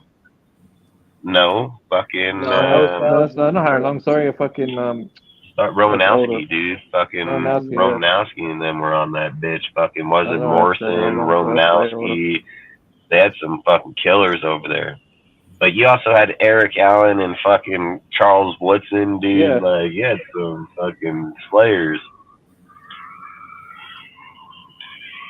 I don't know if Rob Ryan. I don't even know if Rob Ryan can even call plays anymore, dude. Like I keep saying, like you don't think if Rob can still call plays, and if Rob can still call plays, he wouldn't be an advisor. He would be calling plays for like the last 10 years. Like he hasn't even been calling plays for quite a long time. So I don't know if I would want to have Rob be there. I get it back in the early days, but we can't do that. We can't always be wanting to go back to what happened before. We got to worry what's going on right now. I mean, look, dude, you got to pay attention because the guy from Philadelphia, the defensive coordinator, went over here to Arizona, dude, and his team ain't playing bad at all, dude, and he's a defensive coordinator. He's black pieces. They even got rid of key pieces, and his team's still playing decently good ball. So I would have never thought that they would even be close. I thought they would just be straight tanking every single game, not even trying to even play. They're competitive as shit. So I've said, like, this game against the Niners here with them is going to tell a lot of, like, just who he is and what they can do with their players. And that's why I said, like, Kyle Murray can be on the motherfucking out here real quick, dude, easily. So, yeah, I mean, a bunch of people are still thinking, like, why would they get rid of Kyler Murray? I'm like, listen, like, when Kyler Murray comes back, if he's still the exact same thing where, yeah, he's a super talented player, but that dude's got, like, he's basically like Jimmy G, got no connection with the team, and the dude looks like he doesn't. 2006. I think he's going to be worse. I think he's going to be worse, dude, because that was with Kerry Collins and Randy Moss, huh? Yeah, I think so. 2006 is when I was thinking of where we were 8th in defense. I knew it was somewhere around the 2006 or 2008. What were we just saying? What were we saying, stats? What were we just saying a second ago? I'm sorry, Dustin. Were you having like an old man moment or something? Like, fuck, I am, dude. Well, I hopped fucking conversation. I was like, wait, why would Kyler's never had Randy Moss? Oh yeah, so Kyler. No. I was saying Randy Moss because he said 2006. I was saying Randy Moss with the Raiders in 2006. That would have been Kerry Collins, I think, and Randy Moss. Yeah, I think you're right. And then frickin', but yeah, That's just before we got Marcus, but yeah. with Kyler Murray, fucking, I think he's gonna be worse. I think he's gonna be worse, dude. Look, let's be real. Every single quarterback, halfback, receiver, anybody that's had this injury, fuck, Cam Akers was back in the same fucking year. This dude still ain't fucking back. Like, that's on him, man. Like, he's not fucking training. He's not fucking doing the work that it takes. And you can see that already in the off season. I mean, you know, and they've already, like, that's what Arizona fans been complaining the whole time he's been here. The dude doesn't put effort. yeah, I feel like, dude, that's how I feel. I did go grab him, put him on my fucking fantasy bench just in case, but I don't give a fuck. I put that fool on the IR. I'm like, fuck it. I don't, like I said, I think if you can get wins out of Dobbs, dude, and fucking see that you can move on from Murray, I would do it. And I don't know the contract or not. Like, if you keep getting wins or if you don't keep getting wins, but you're still competitive with Dobbs, like, you're gonna lose the locker room if you bring in Kyler. But my point is like, if the we players can are already going to be connected with Dobbs. Yeah, if we can just find a defensive coach somewhere that's got a good vibe with them, Hey, dude. Dustin, yeah. How would you feel about Leslie Frazier from the Bills? Because he's taking a year off from coaching right now, but says he wants to come back and coach next year, but he doesn't know where yet. So. Yeah, but is he trying to be a coach? Like, he's going to be a defensive coach? I think so, yeah. And then he runs a 4-3 defense, so we have to change all of our shit around I again. don't care at this point, to be honest. I wouldn't give a shit. Like, because I feel like he's been one of the best coaches in, like, defending the passmanship for the last couple of years. Which I think that's what we need. We need a coach that knows how to defend against the pass. I mean, the Bills had a pretty good passing defense for a while now. Yeah, but look who they also have back there. Michael Hyde, Portis, fucking White. They got all kind of badass dudes over there. So yeah, but I feel like they got some no-name dudes. They got all high-end players. And another safety. Because I feel like Frazier knows how to draft guys too. Like, he knows how to Frazier, if he was an option, dude, and we can get him, I'd probably go. But why did he retire, or why did he take the year off? You got to look into a lot of the why was he off. Yeah, I'm still trying to find out. I think it's personal reasons at the moment. But I'm trying to search for why. Where was the Bills' defense the year that he wanted to retire? Did it fall off? Was it not doing good? One of the top defenses. Then I'd most definitely look into him. All right, so yeah, under Frazier from 2017 to 2021, the Bills rank among the league's best units, including first in total defense, 314 yards per game, second in takeaways, first in passing defense, third in points per game, and first in opposing passer rating. And let's be real, it wouldn't be hard to switch back to a 4-3. It's actually easier because it's actually easier. We already have the linebackers, dude. You got the DNs on the outside. Coons can hold off for a second. But the problem with the 4-3 is like you have to have two good DTs. Like you have to have two good DTs. The thing is, I reckon that Frazier could get more of the DTs we have right now than what Graham can. That's what I think. And also, I think if that's not the case... If he came in, he'd probably be able to coach the players better because he's a proven defensive coordinator. That's what I'm saying. Like, yeah, I think if you bring Frazier in, you're also going to fuck off that Matt Edwards or whatever the fuck his name is, and the other guy, the fucking D-line coach and the fucking pass rush specialist, man. Because I feel like, we probably end up getting a new D-line coach anyway if we bring Frazier in.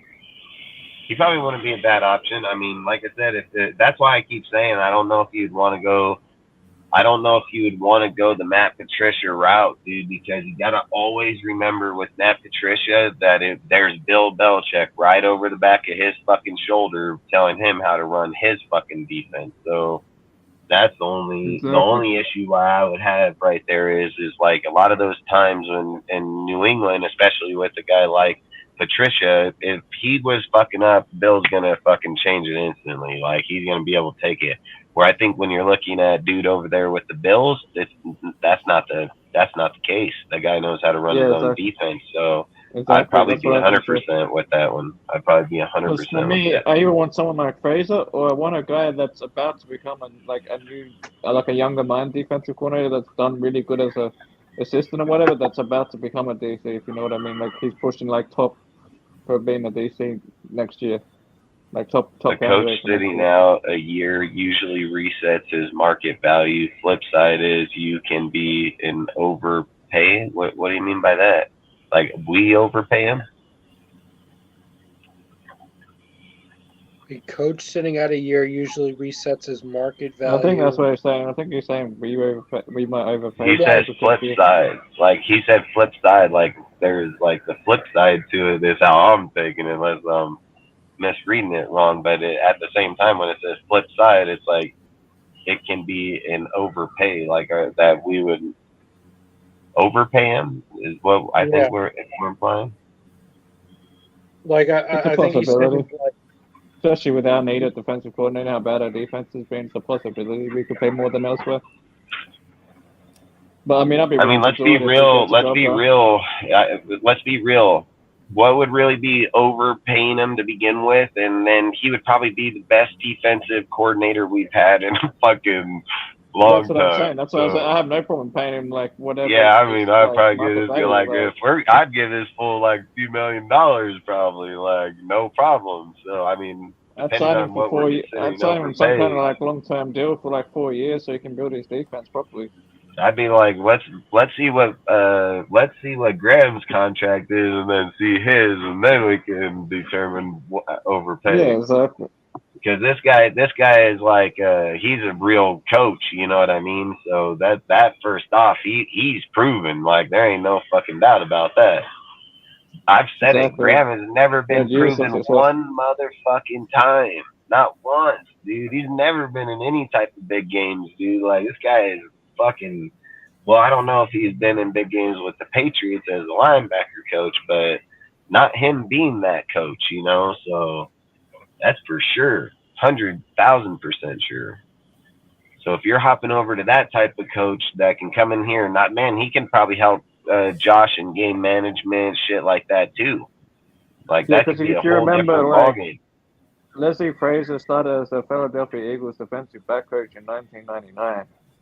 Then Where is had he his at right first now? Bills, but then he went to Cincinnati as a D coordinator in 2003, 2004. Then went back to being a defensive backs coach in Indy for a couple of years. Then he went to Minnesota, helped build the defense there in 2007.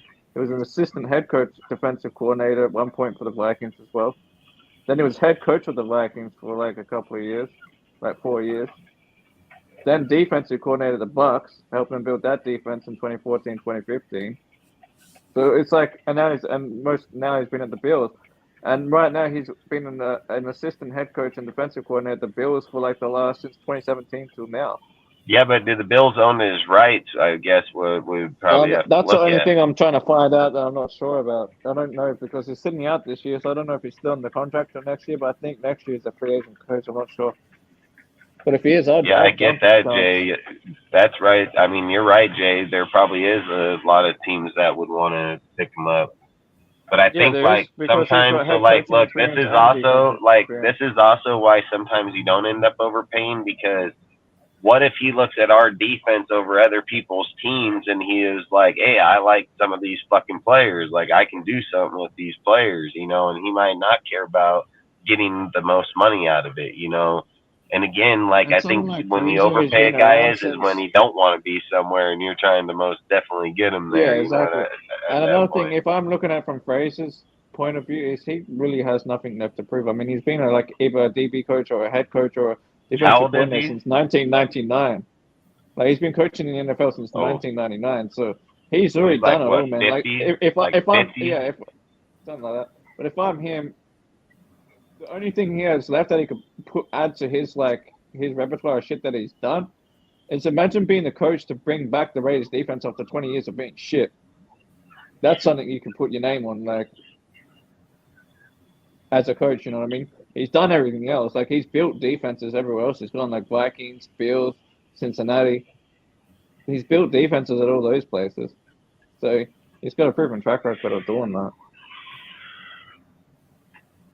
I think he can help Josh out in multiple ways, but Yeah, and like he's I also said, been an dude, assistant head coach, so he can be an assistant head coach to Josh and defensive I would coordinator just at the say same like time. He's done it. how I would just say like that. Like I said, I think I don't know. Do the Bills owners right? Fucking why Yeah, did that's he the take only off question I the have is about the year? wax thing. All these things, you know. Because I can't find out anything that says they do or don't, so I'm not too sure on that one yet. I'm still trying to dig up I would just look information at on his that. contract. I would just look up at his contract. I'll try and see if I can find it. That's all you got to do. Just look up at his contract and see, does he still have a contract?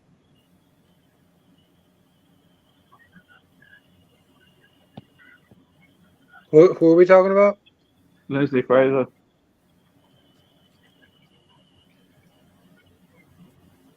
I know he's under contract this year, but he's sitting out. Hang on. I'm just going to look on Spot Track. But that's usually how people get out of their contracts. If they want to be out of it, it's kind of like Sean Payton did. Sean Payton was under contract. He had to sit out a year in order to be able to not be under contract to be able to go somewhere else. Yeah, look what's that doing for him. He kind of sucks right now. Don't suck for us. I can care less. Yeah, but you Says wanted that him. If he was he is our under head coach, he contract might this be year. 0-3. But that could also be why he's sitting out to get off the contract. So if it's only this year that's what I'm and not thinking. next year, then we can get him. But you can't talk to him even until the end of the league year at all. Yeah, exactly. That's what I was going to say. I was just tampering away. Where Patricia, I think you can probably still hire him. I think you'd probably be able to hire Patricia right now. Well, because he's only a coordinator. I mean, assistant. Yeah, and I don't think there's rule on. I don't think there's a rule on right. I don't know. There might. Don't quote me on that, dude. I don't know what the deadline is on signing a coach in the year. I don't know if they would cut that by the same time as the trade deadline, or if there's like it has to be done before the beginning of the year. I don't know the whole technicalities of it, because more times than not, if you think about it, when they do fire the coach, they usually go with an intern coach for the whole year. So maybe there is a rule about picking up coaches. I don't know. I don't know the answer to that.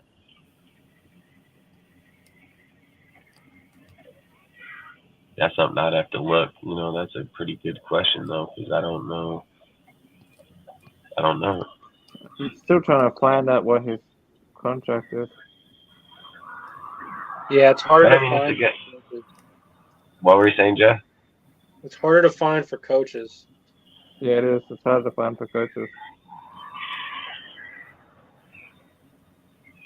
Like at best, you only get like,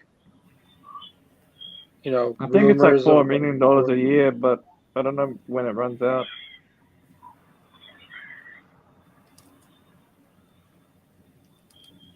Because a lot of times teams don't tell you what they pay on coaches. What was his contract? What was whose contract? How much was his per year? $4 million, I think. That's what I'm saying. It's hard to find that information out. That's what he was getting paid as a defensive coordinator, was $4 million a year? I think so. God damn. That's how much some coaches make. That's what I was just going to say. I mean, Gruden was making 10, fool. This is a defensive coordinator at 4. Yeah, but he's a proven coordinator because he came from the Vikings and shit before he built defense there. So yeah, but we're going to be paying. But that doesn't have anything to do with the salary yet. That's just out of Mark's pocket. Mark has to pay that.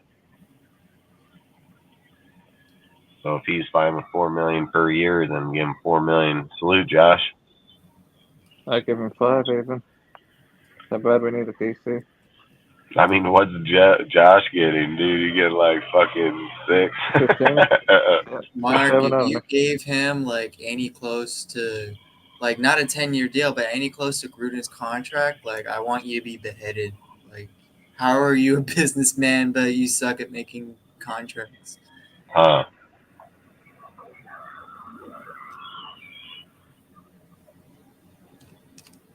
Yeah, I can't find it. It's hard to find coach's contract.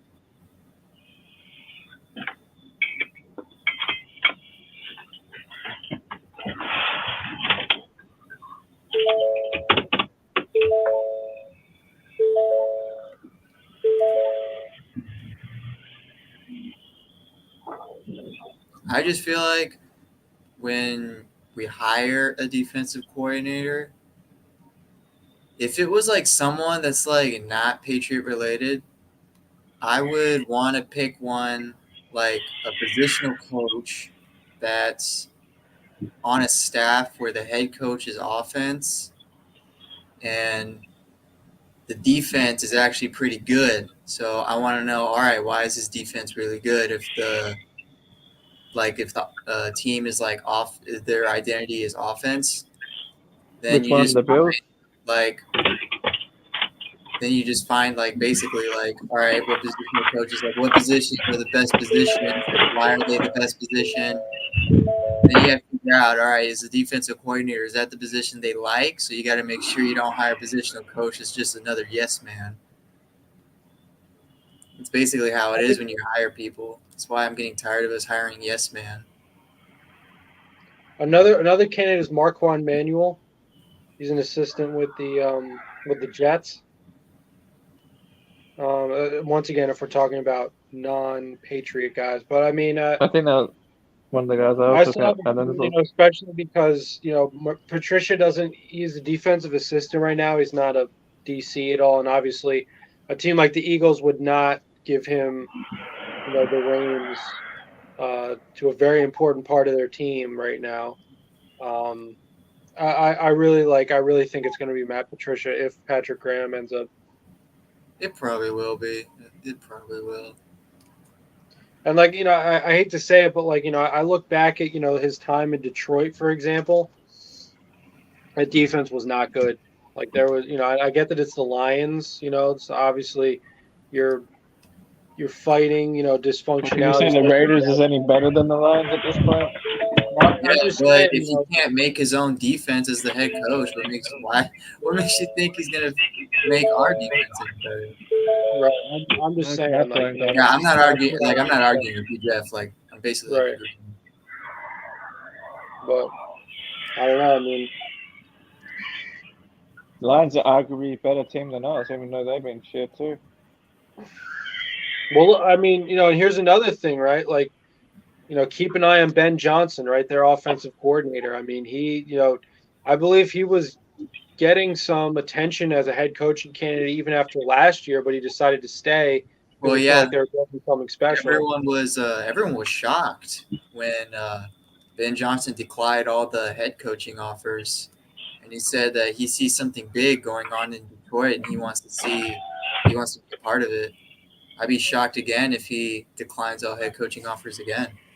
Right, Maybe exactly. he's trying to become the head coach of the Lions. Who did Ben you say? Johnson. Maybe he's trying to become head coach of the Lions. That's my guess. No, Campbell's not the head. That's a Campbell team. Campbell just like remade Detroit culture. Yeah, but we'll see what happens because I mean, it's their offense winning them games, isn't it? If I'm not mistaken. Yeah, he's an offensive guy. No, I mean, no, they scored 34 points last night, for example. I mean, part of that was that's a high-powered offense, though. Defense. 34. Well, yeah, but that's the thing. Like they have a very good offense right now, and they're more of an offensively oriented team. Yeah, that's what I'm saying. They're offensively driven.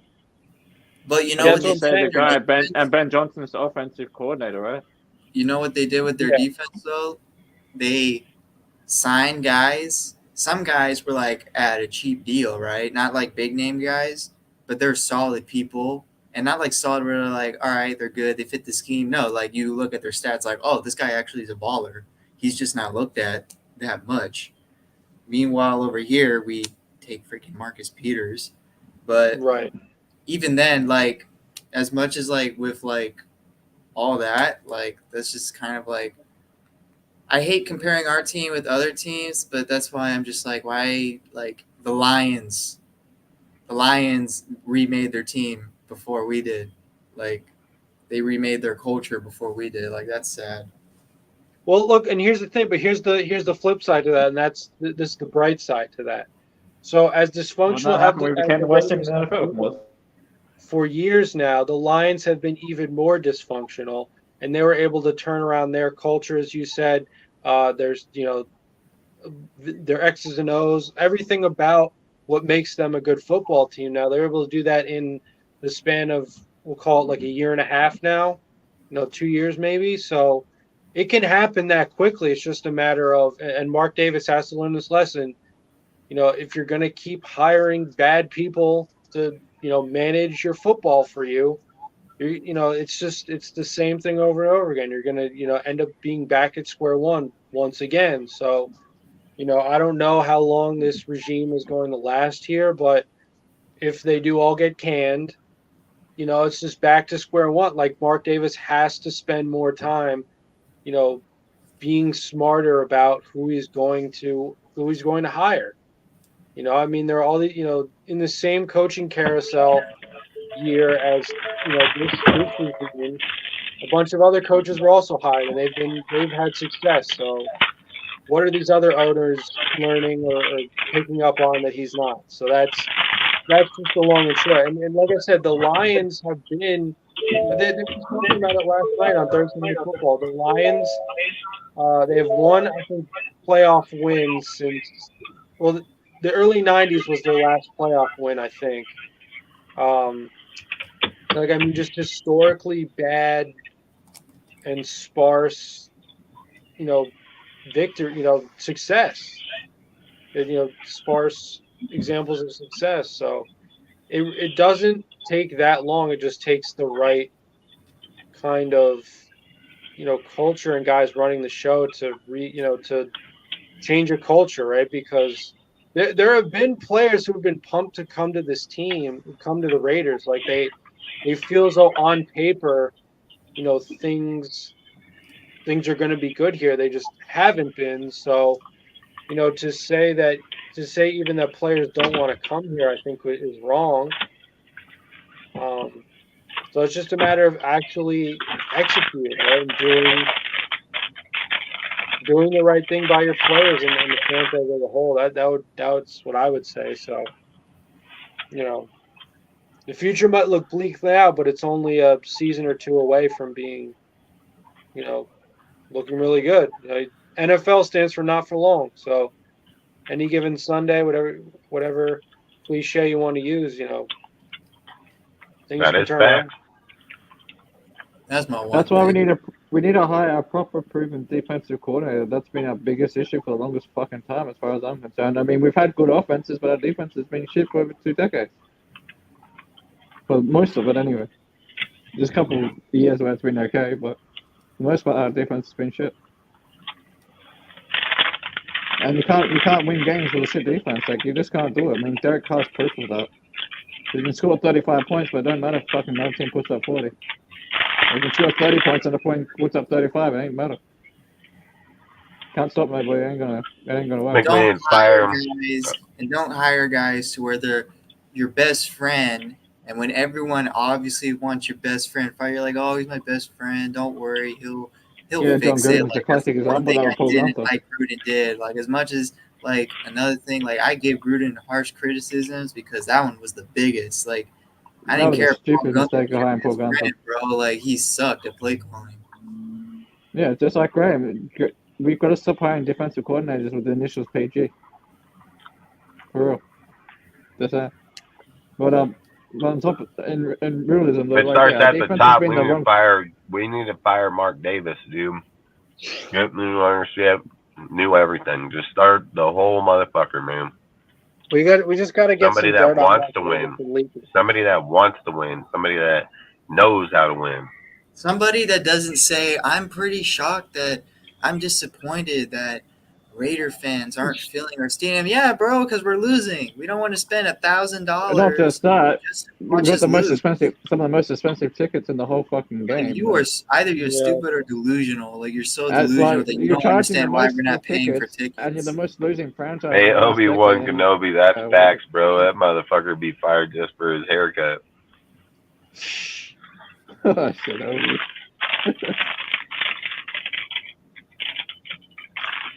I mean, yeah, obviously that's the thing, right? You have to force him to sell. You can't fire him.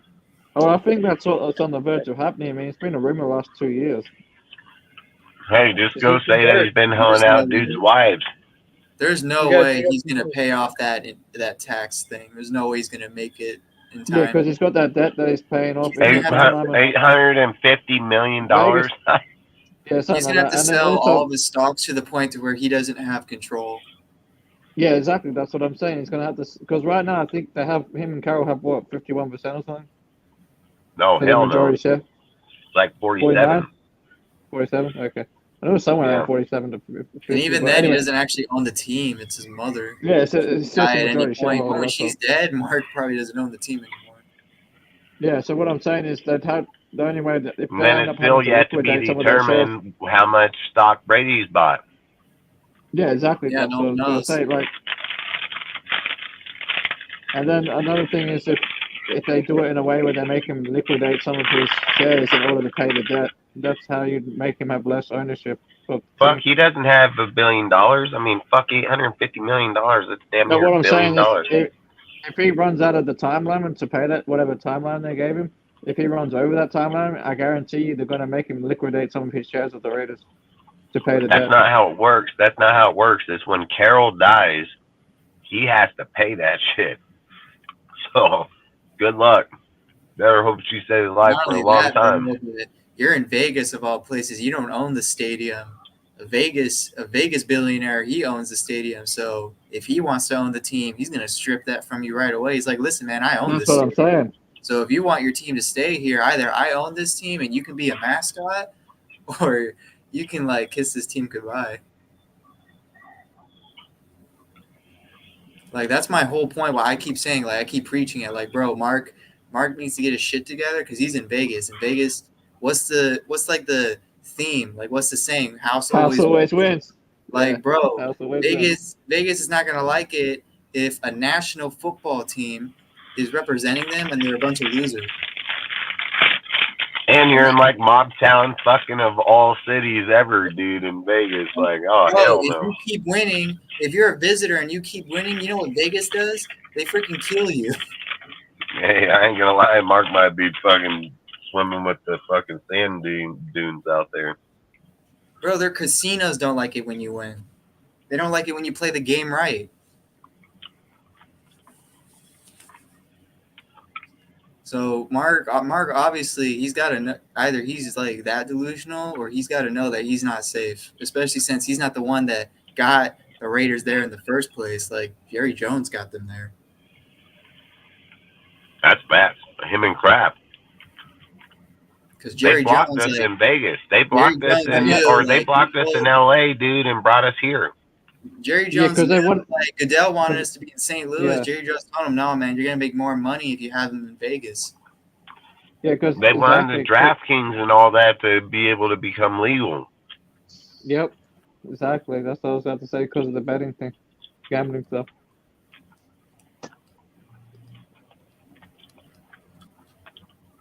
It's all about the money. Jay, just with that comment, I want to see your haircut, bro.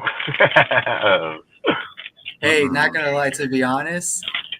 So when I was like, this stopped when I was 2 years old. I never forgive my mother for it, just because coincidentally I'm a Raider fan, and Mark Davis is existing. When I was like near the age of 1 to 2 years old, I had a bowl cut, and I not literally hate, but like I'm like, why did you have me have a freaking bowl cut? She's like, You gotta well, it pull was some just the pictures, bro. easiest. It was like the easiest haircut. I'm like, bro, I look like Mark Davis, but I'm an actual baby. Mm-mm. You got some pics of that? Oh, I got You just- pics, but I'm hiding them forever. Like, bro, whenever I say some messed up stuff to my siblings, you know what they say, bro? I'll show you baby pics. I'm like, no, don't. They're gonna see the Hell freaking no. bowl cut.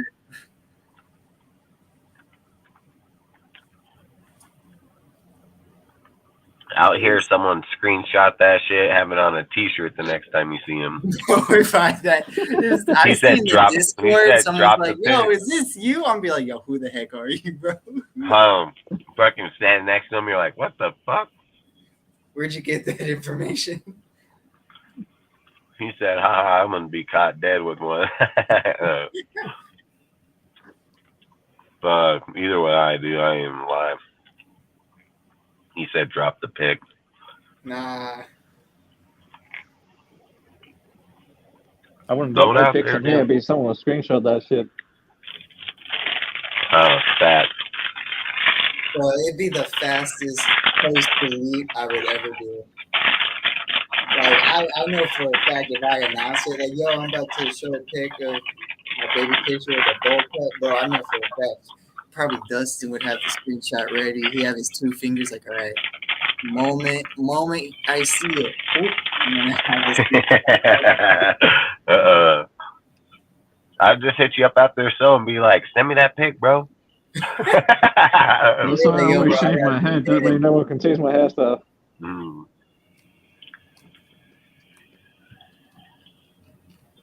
That sounds funny. That's something I get mad at too with Mark. I'm like, Mark, you got your haircut. I don't know why is Mark not just the doesn't haircut shave I it had all when I off was and a look like baby. top 8 That's how already. weird your haircut is. Shave it all off, man. So- Mark should just shave it all off. Let's jump back into some talk here. Yeah. How do you guys feel if Jimmy does start the game? Do you think we're going to have a chance to win or no? Oh God, I'm. There's just only gonna be one watching way we can games. win with Jimmy.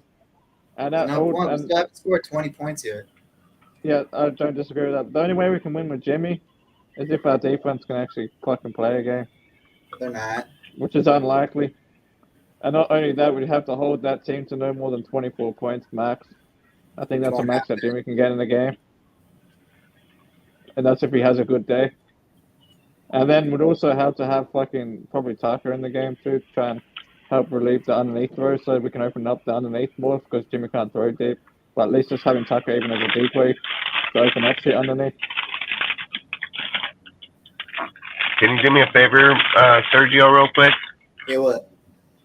Pull up the Chargers offensive rank and pull up the Steelers offensive rank. All right, I got you. No, they're gonna kill. What do you think, Jeff? Oh, fucking down.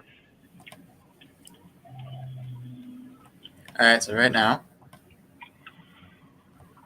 the Yeah, Chargers are ranked 5th in points scored and Christian second yards. in yards. Second in yards. Fuck. In passing That's what I thought. touchdowns, they're 3rd. In interceptions thrown, they're 1st in the least interceptions thrown, which is 0. Passing yards, they're 3rd. What about running yards? Running the ball. Rushing yards are kind of mid. They're in like the mid category, which is What's gonna come obvious. out of Even if they superstars had against Austin our run Eckler, they D? still be around here. They're not really a running team. Are they like 15th in running? They're 13th in yards and 11th in touchdowns. I 100% agree, Obi. Then they're gonna be top 10 against us. Then they're gonna be top 10 in running against us. In other words. So basically, they're top 3 team offensively. Yeah, and now the Steelers. The Steelers, thanks to us, the Steelers offense is 22nd in points scored, 27th in yards. They are in passing, 11th in touchdowns, 22nd in interceptions. So they're like, let me think, that's like 8, 9, 10. They're like 11th in most interceptions thrown, 17th in passing yards. They have ranked the worst rushing offense, and score percentage, they are the 2nd worst team in score percentage. So in other words, we're gonna make the Chargers look like the best fucking team in the NFL. Yeah, Yep. so Now, that's why I expect the now let's Chargers. do 2 things real quick. Yeah. Look up Buffalo and the Broncos. All right.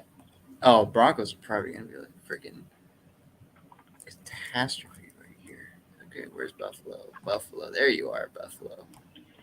What would do at top 5? Buffalo is ranked 2nd in points scored, 8th in yards. In passing, they're 12th in yards, 7th in touchdowns. In rushing, they're 7th in yards, 5th in touchdowns. Their score percentage is 4th. Yeah, the Chargers are going to slay us, bro. And they scored 38 points on us. And even though it's a divisional game or not, I do expect Chargers scoring 40 or more on us. Denver Broncos.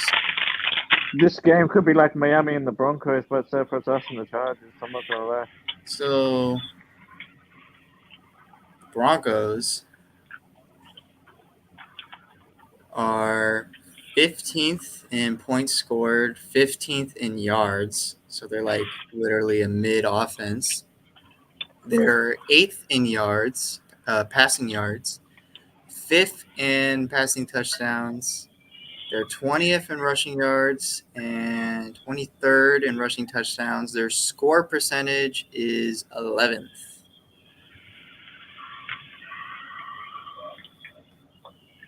Meanwhile, their defense is literally ranked as like the literal worst defense in the NFL. Yeah, we're gonna get toasted by the Chargers. We're gonna get toasted, but we do play better in the division. That's what that tells me with the Denver game. That's the only hope we have.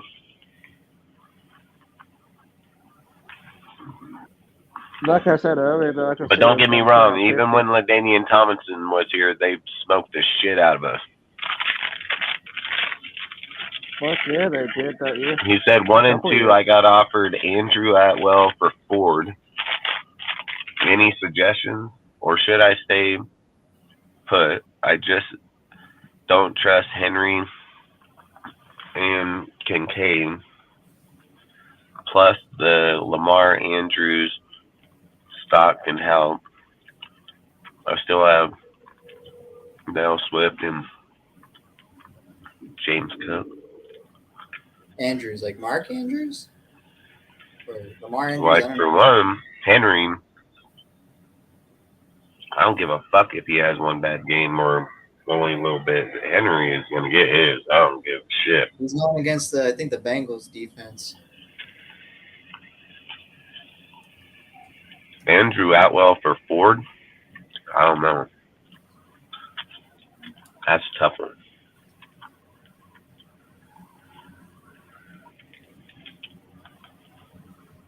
Because Atwell I would probably take, but the problem is he getting downgraded, or is it the fucking rookie getting downgraded when Cup comes back? So that can be a pretty screwed deal right there. Or if Ford, isn't Ford that halfback? Yeah, that was Chubb's backup. See, how many snaps did Kareem Hunt get? He didn't perform that much. Ford was actually killing it. Yeah, so that's a tough deal, because the thing about Ford versus Andrews is Ford will probably be the starter all year. So being a starter, you're going to get quite a bit of snaps regardless.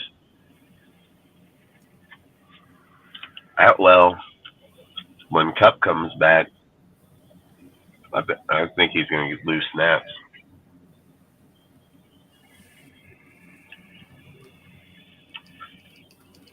Like I said, there's a lot to determine, man.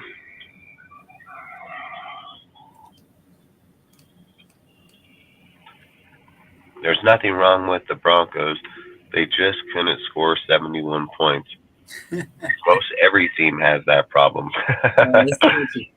Such a funny statement. Fucking jazz. Swear to God. That's just, I don't know. That's pretty funny. I remember when we had those problems, man, not being able to put up 75 in a game. The good old days.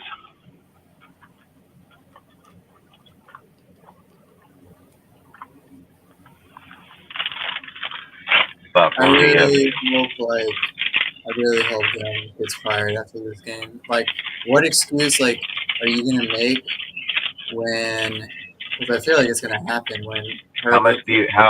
What's the odds do you guys think that Graham can be fired after I'll this game? put it at 35-65.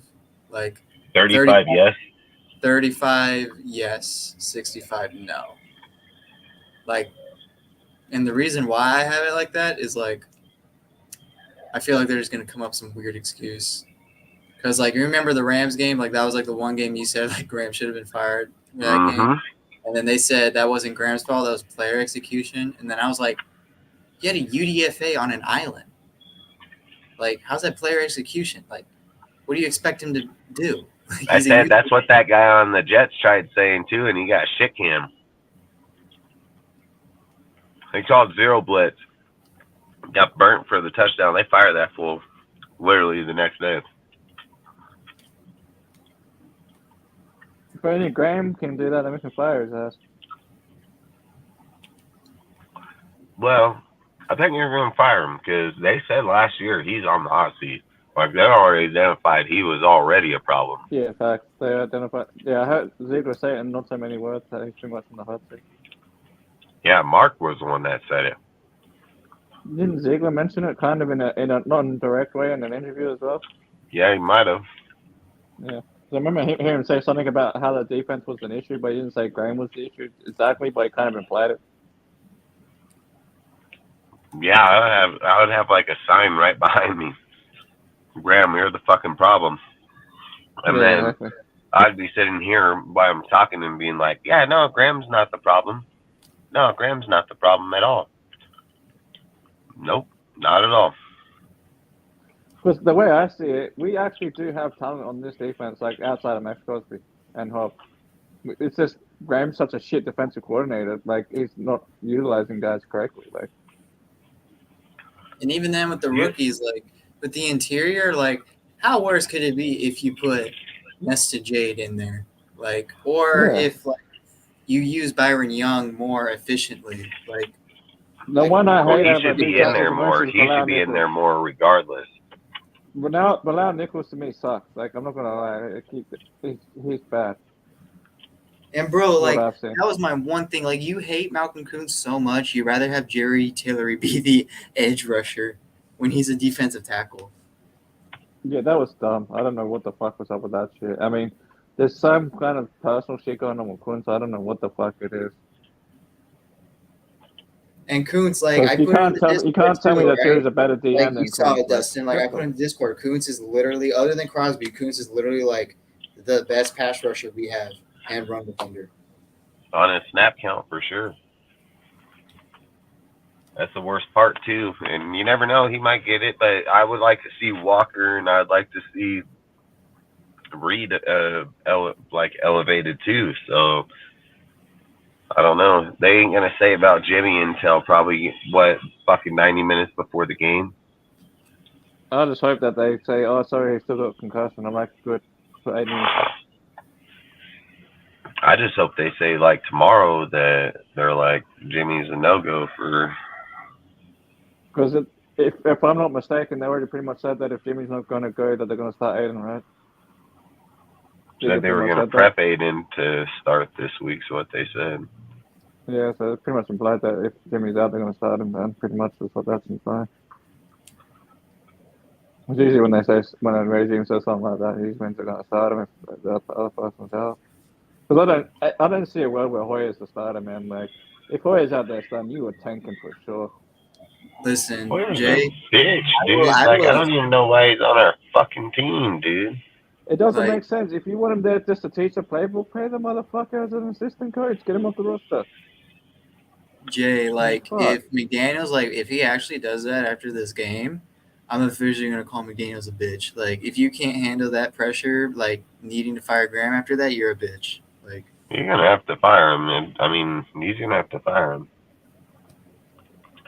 If he gets slapped by a 30-plus point game, you got to fire that motherfucker. Like, straight up, dude. I'm already predicting it's going to be that Herbert's going to score 40 on him. You know what I'm predicting? You know what I'm predicting? I'm predicting a similar game to like what we had with Miami and Denver. Maybe not quite 70 points on us, but maybe 50. Unless we pull off some kind of Maybe. miracle on defense, and The defense difference, though, the actually difference Graham actually between a lot of decides to teams in actually play for. Miami, the difference between a lot of teams, Miami just kept going. Like they didn't stop. They kept scoring. Yeah, because they got a lot of speed on that team. That's why. But the thing that the Chargers, where they don't have speed, they have size instead. Yeah, they Like, literally none got of the our corners. fastest players in every position. Yeah, exactly. That's true. But what I'm saying with the Chargers is they got size, like big body receivers, and I don't think our corners are going to be able to stop them, man. Nah, heck. I mean, Bennett's a rookie, and Peters can't cover shit. So their receivers are going to get all over our corners. Morrick's, and then who's your next line of defense? Safeties? Morrick's shit. Like, I just don't see the only way we can stop their receivers is if we somehow force Herbert to play short, like to play into the middle of the field where our linebackers are. That's the only fucking way. But if he just keeps throwing over our linebackers, we're fucked. We're gonna get roasted. Zero faith in Peters and Morrick. Like, zero. Free safety's been an issue for fucking years too, just like our defense in general.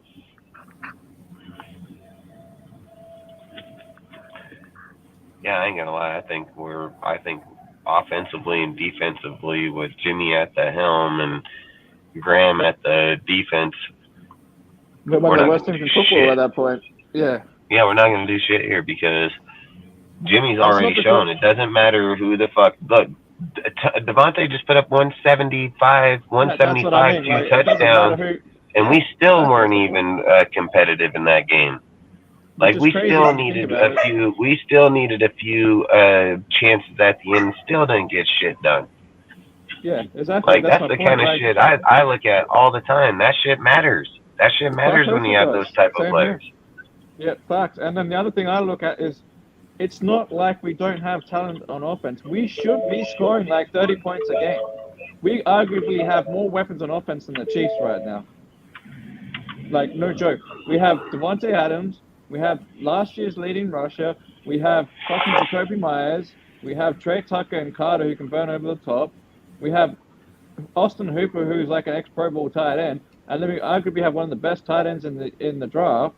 And we still can't score at least 25 to 30 points? Come on, man. We still can't score 20? Defense. Not even 20. Yeah, that's exactly my point. But I'm saying we should be scoring 25 to 30, not only 20.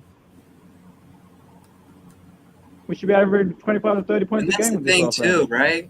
How it's like people are starting to hate on Mayer now. I'm like, listen, I don't think Mayer is a problem. Like, not Mayer. I've seen Mayer get open, and Jimmy just refuses to throw it to him. It's the same thing with Renfro. Like, no, Renfro and Mayer don't get targets or barely ever get a target.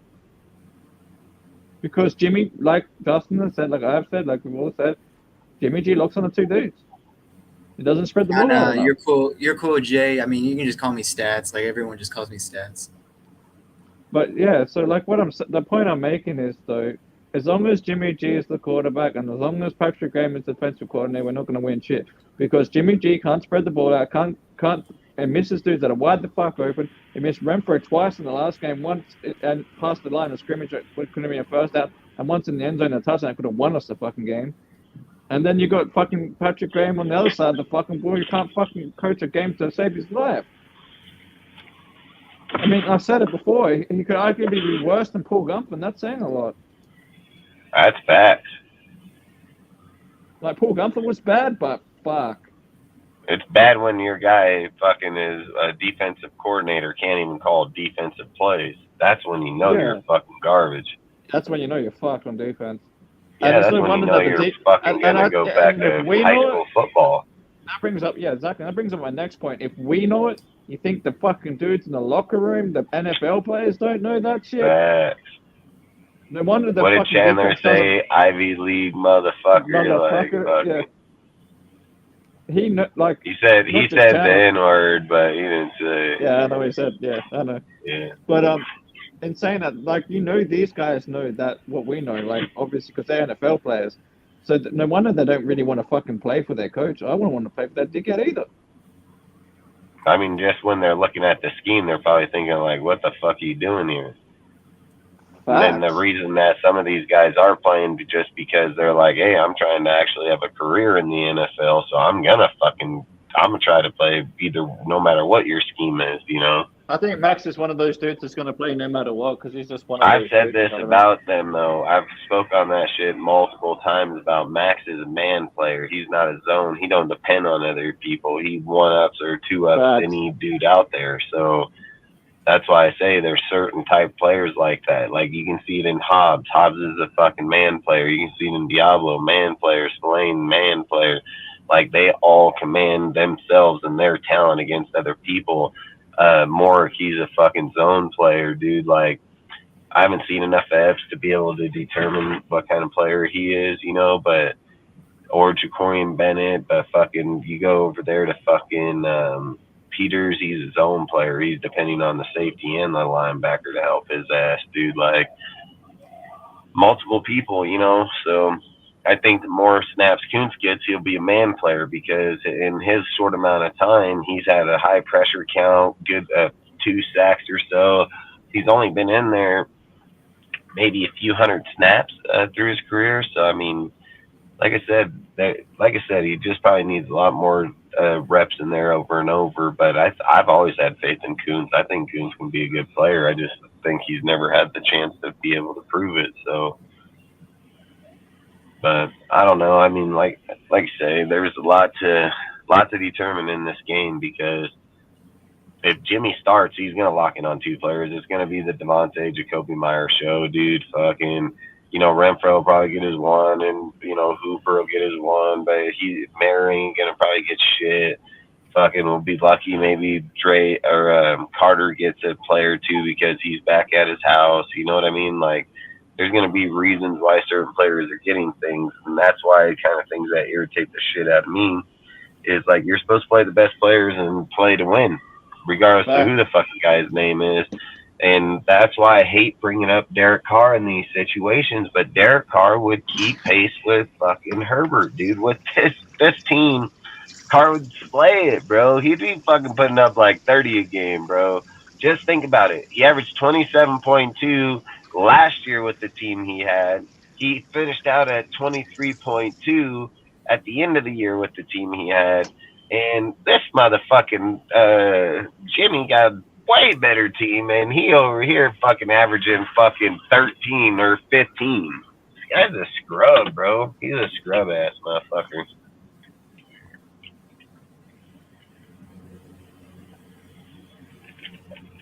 But hey, I guess if you're gonna bet on the Raiders, I would just bet that the Chargers are gonna win this one.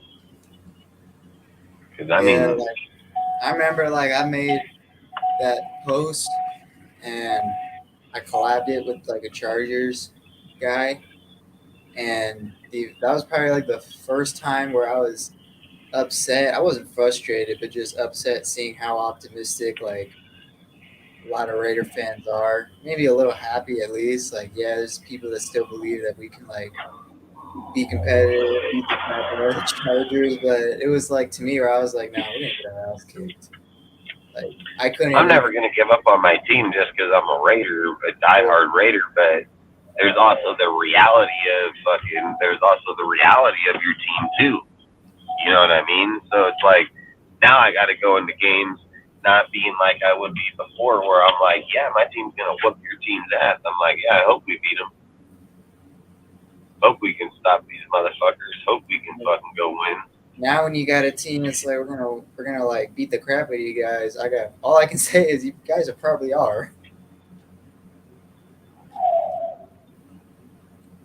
Yeah, and then you just sit there and look like people are sitting there, you know, Mike Williams. I mean, Mike Williams ain't really doing jack. I mean, I get it that he's had a game or two in part of that organization, but Keelan Allen's had bigger games in not only Keelan Allen, but you also have, like I said, Johnson's going to kill it over there, bro. Jammer killed it there when fucking Keelan got hurt last year. Like, they got players there that can pop up, you know what I mean?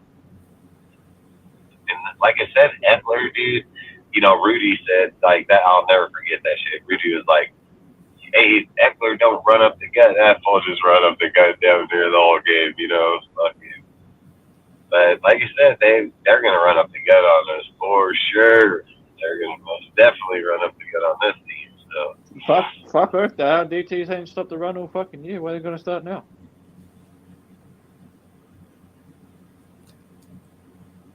it's just tough to figure out like where are your moves if you get rid of Graham. Are we going to be able to go get DTs, or are we going to be able to change some players? But then we don't have money, so they're just going to have to roll with who they got. You know what I mean? Like That's the weirdest thing. That's the weirdest thing with Graham. I have an issue with. Your priority position is the defensive line. That's literally the position that you've been hired the most at as a positional coach. Yet you couldn't like at least improve it. It just no, got I think it got worse. I think it got worse. It got That's worse. why I keep saying. That's why I keep saying that he's the Tom Cable of the defense. Like that's what he is. He's the fucking Tom Cable of the fucking defense. There's nobody getting better over there, and they're only getting worse.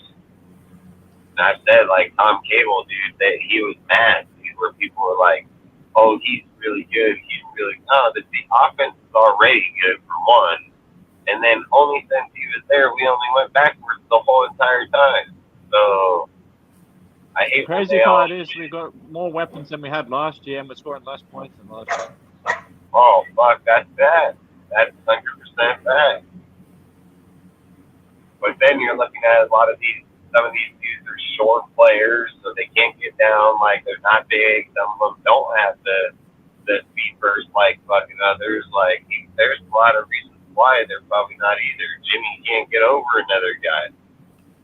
It's like on the Tucker plays, you know, when he threw to him up on the sideline, Tucker had to turn around and jump up.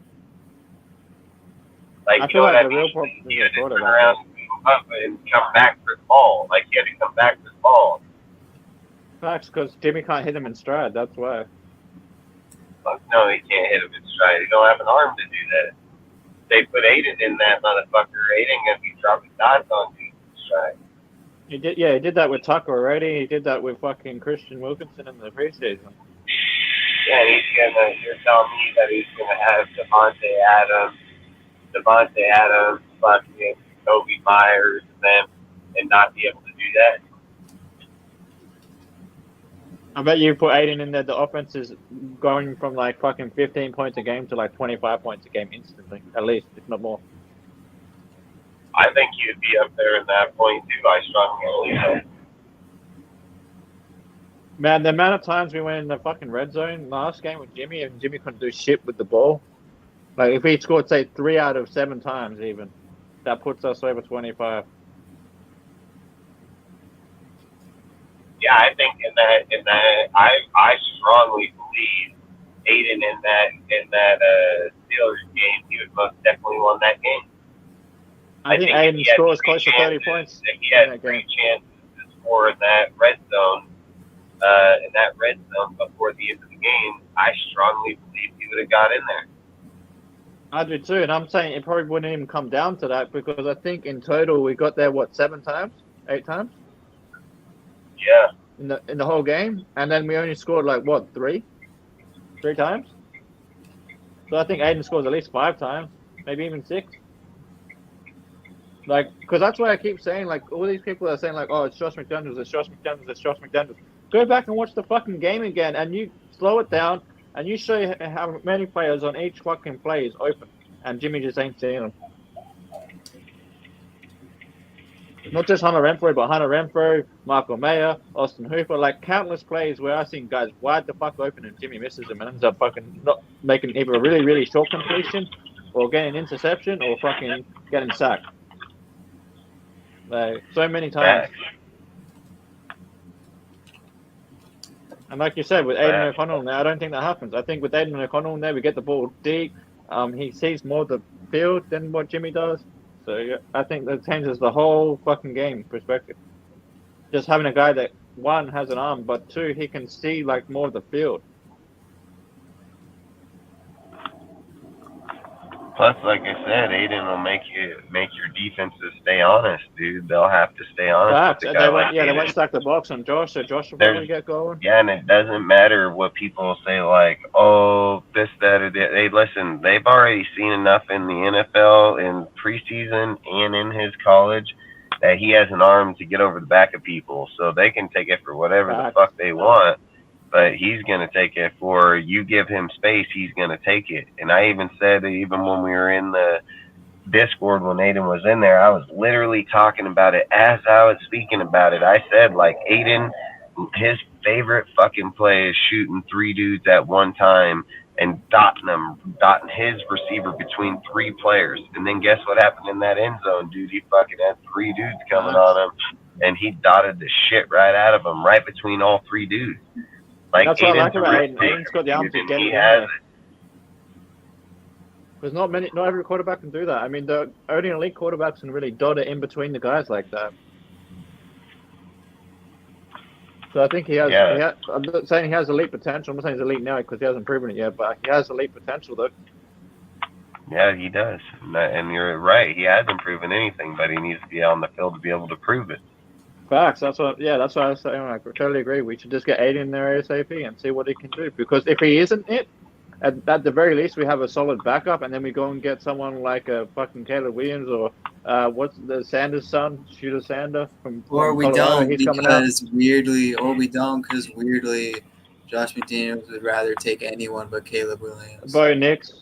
I don't know if I would coming go out. after. I don't think I would go. I wouldn't go after Dion's kid. I'd go after Bo Nix or Yeah, I was gonna fucking say Bo Drake Nix is another one. Mays or fucking Drake Mays, Bo Nix, or fucking Caleb Williams. Like, those three would be the first ones I'd be looking at well before I looked at Sanders' son. Yeah, I think Sanders' Sanders is son in the hasn't got Sanders it is like in the second round right now. He's a second round pick at the moment. Yeah, I mean, I'd most definitely look at those guys before I looked at him. But I'm Oh not yeah, saying I definitely. want to I'm just saying if look we at can get those, Sanders, I'd look at but Sanders. I'm not getting him just because of his name to begin with. No, I'm saying because of his name. I'm just saying like after Bo No, I'm Nix saying I and the guys you wouldn't get said. him. I'm saying I wouldn't get him just because of his name. Unless his dad's coming here and he's coaching the NFL, then maybe I might. Yeah, consider it. that's like a pure example of just being like in the friendliest college system. Yeah, I guess you have a point there. But my point, there's also Michael Penix. That's another one. I think what's that, Washington or whatever. Yeah, he's a danger too. What is he? They're the only team to put up 40 every game so far. Yeah, something like that. Yeah. So he's another one I look at if I want that dual threat. But my point is, I think even if Aiden doesn't pan out to be the starter, you got a backup for the next 4 years, like a very, very good backup at that. I will be And then you go shocked the first two I'll be rounds. shocked if that happened though. I That's wouldn't, facts, because I Jay. mean He they does. talked about it. He needs Travis before. Hunter. That's facts. Because if you have like your starting quarterback, like say you draft a starting quarterback, even a first round one, that's still going to be less than paying for a quarterback as a free agent anyway. And then if you even like right now, Connell's earning fuck all, so you have your quarterback room could be one of the best in the league, but also one of the cheapest at the same time, which frees up money for everything else. So it's a pretty smart way to build a team if you think about it. Like if you can make your quarterback position the cheapest on the roster, then that frees up so much money for everything else. And then once it gets to that stage where you have to pay, like, because obviously, O'Connell would be like his contract would be up first. So you can. They've done it before with guys like Matt Castle, where they've just traded when it gets to that point, they just trade them off. Yep. So then they can get rid of them and get value out of them. Yep. That's why I say Josh can be one of those guys if he doesn't step his shit up.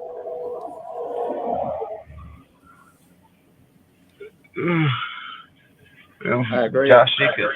Yeah, if Josh Jacobs don't step his shit up, he can be one of those guys because by week 8, him and Hunter Renfrow too. Because if we're not going to utilize Hunter Renfrow, what is the point of paying $30 million? So. Facts and return your money, you're going to return your money back on it. So. Yep. But don't get me wrong, Hunter's got talent, and I think someone that needs a slot receiver, he could be great value to someone that needs a slot receiver. But we got two of them because we got Trey Tucker and we got Jacoby Myers can also play in the slot as well as Hunter. So we've got 3 right now. Yeah, very true, very true. Fuck, man. And when you're roster building, that's important stuff to keep in mind. Because right now we're in the midst of a rebuild. Like, we're not in a retool anymore. We're in a rebuild at this point. So any value you can get from players from the previous regime, now's the kind of time when you do that shit. When you're trying to rebuild the roster your way. And do it while they still have value before people look Yeah, at because Renfro. if we don't do it before the trade deadline this year, and Josh Jacobs doesn't improve by the end of the year, he's just going to walk. They're not going to resign him again. Well, and then you got Renfro. His production's down. You wouldn't be able to put trade value behind him then. You'd probably lose trade value. Like, there's a lot of reasons you'd need to do it now than later, you know.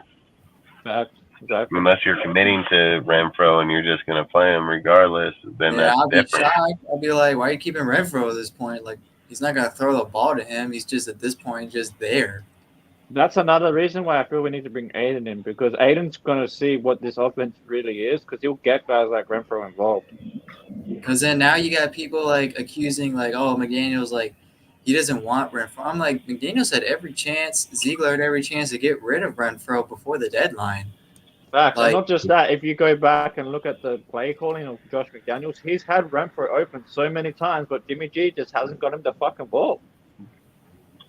And McDaniel said out of his own mouth, like, Renfro is the type of guy that he wants on his offense. And why wouldn't he? He's no one to run like slot receivers, and that's what Renfro is. And that's why this quarterback issue with Jimmy G is such a bigger problem than people realize. Because he's not getting guys involved in the offense that need to be involved in the offense for this offense to run. Like, if you're not going to get Renfro involved, then you shouldn't be quarterbacking the Raiders right now, because he's like a prime weapon for us. Like, Josh McDaniels' system is built for guys like Renfro. And if you go back and you rewatch any of the games, you'll see multiple times where Renfro is open and Jimmy just doesn't throw him the fucking ball. There was a missed one where Renfro had the man beat in the end zone, bro. Yeah, last game in the Steelers, right, where he was wide open in the end zone, and Jimmy G didn't even fucking look his way, and that would have won us the game. Literally would have won us the game. Yeah, there's, Jimmy G is Jimmy G sucks. If I'm Josh McDaniels right now, I just bench Jimmy. I don't care if he's healthy or not. I just bench him. I'm just making the backup, because it doesn't matter how much you're paying him at the end of the day, because you're paying both him and Aiden to be a part of this team. With whoever starts and whoever sits on the bench, it doesn't change the overall cap hit. Just make Jimmy G the backup. It doesn't change the money. Yeah. You know, say we're paying, like, I don't know what we're paying Aiden. I think we're paying Aiden like $5 million or some shit like that. Maybe not even that. Let's just say we're paying Aiden like $2 million. Paying Aiden $2 million. We're paying Jimmy G 6.7 this year, right? Because he restructured, so some got pushed back. So we're paying $10 million for a quarterback room. It doesn't matter who starts. It's still $10 million at the end of the day. Start whoever's better, and right now I think that's Aiden O'Connell. Well, you gotta start the quarterback that's willing to get this entire offense going, because exactly. Because Ozzy, I think everyone in this chat, I think they saw the post about the O-line not being the problem. And I mentioned in the post how Jimmy limits this offense because he doesn't have an arm. Well, yes. I don't know if you guys, does anyone remember how many passes over 20 yards this year he's attempted? 20 and 30. It's 7 combined. And out of those 7 passes, he's been picked off on 3 or 4 of those attempts. So the defense already knows, like I stated in this post, until we make a quarterback change, we cannot expect better results out of this offense. I no longer see better results out of this offense unless we get rid of Jimmy. And for anyone that wants to sit here and be like, well, this offense needs to continue playing together, bullshit. You have a quarterback that can't fucking throw the ball. You have an offense that's limited. This is the best this offense will be this year with Jimmy G. Jimmy G makes this offense worse. If Aiden O'Connell's out there, we probably average a good 20 points, I'd say.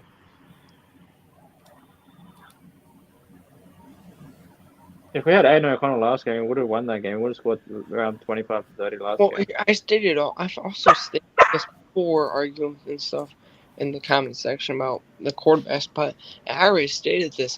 If we had Derek Carr, we would be 2-1 or 3-0 because that Bills game would have been a lot closer with Derek Carr.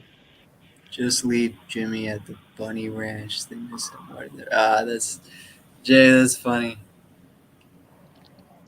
I mean, it's just time, bro. Like, I don't care if Jimmy has a concussion or not. You just can't play the guy because if McDaniels, and this team wasn't or they're serious about, maybe winning, right? Maybe if they're truly caring about winning this year, show us and bench Jimmy G. That's what we're asking.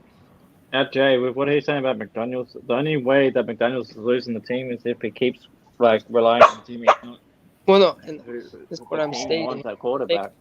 Because, all these guys, right, they talk about how they want to win, and all I'm saying is if they're going to talk about improving the offense, you have to make the decision that makes the most sense.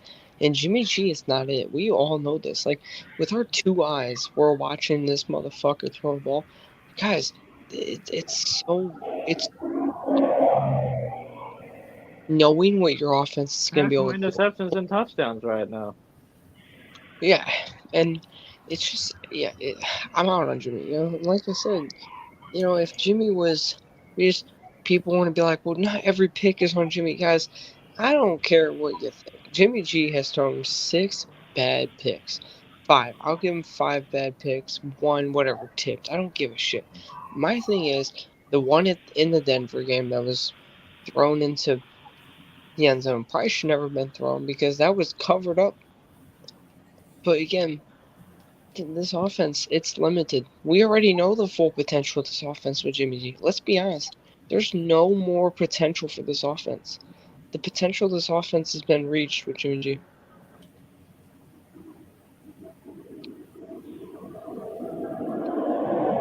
Yeah. I don't see a world where we're going to be a good team if Jimmy G is the starting quarterback for 17 games. You might be looking at, yet again, another top 10 pick. I'm not saying that I sense. agree. Defenses are locking in on the fact that he can't throw more than 20 to 30 yards top.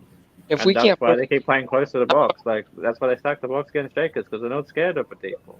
if we can't fucking score 20 and you're relying on Patrick Graham, yeah, okay. That's all I gotta say.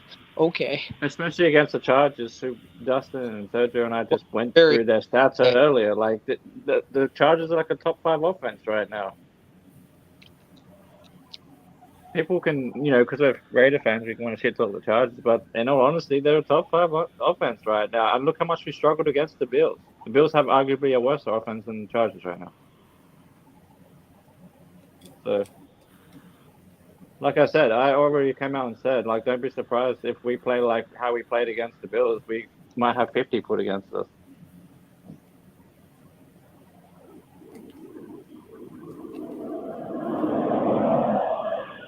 I'm not joking, man. Like, it might seriously be 50 points against us. And there's no way Jimmy is scoring fucking 50 fucking 1 points even. Yeah, this is gonna be like a really sad game. Like, if it goes anything like the Bills game where we can't stop nobody, then yes. And that's why I said right at the start of this live, I said the only way we can have a chance to win this game is we have to get pressure on Herbert. If we can't get pressure on Herbert and he has time to stand back and scan the field and throw it downfield, then we're fucked. If he looks, we're absolutely fucked because our DBs aren't worth a pinch of shit right now outside of our rookie Jafarian Bennett. Nate Hobbs, but sorry, my bad, Nate Hobbs and Jafarian. No, you're good. I just wanted to make sure you knew that Nate Hobbs is worth the shit. So I just don't count Nate Hobbs as much because he's a slot guy. I'm talking about like our deep coverage, like our safeties and our outside corners. That's why I mentioned Hobbs. No, just to clarify. again, well, that's the thing. Like, Nate Hobbs is a guy that is able to be used on the field. But again, it does not matter because if Justin Herbert's pocket looks like Josh Allen's, we're fucked. We're gonna allow 40 points, and I mean, this team is. I don't expect to win this week because if we don't have Jimmy G, and somehow they start Brian Hoyer, we're probably not scoring 8 points in that first half. Heck, if I made a score prediction right I now, can see this game. I'll go ahead. it would be 44 to freaking maybe like 10, 44 to 13 maybe. Shit, if Well, we Yeah, the that's Chargers kind of what I'm defense looking is at. worse. I'm looking at like Chargers 50 to defense like is worse than 14. well, so maybe like 44 to 16. well, I'm saying here's like 50 to 14 is what I'm saying. Murray, you're lucky to get 2 touchdowns, and one of those is going to be fucking garbage time, and then defense ain't So, trying no more.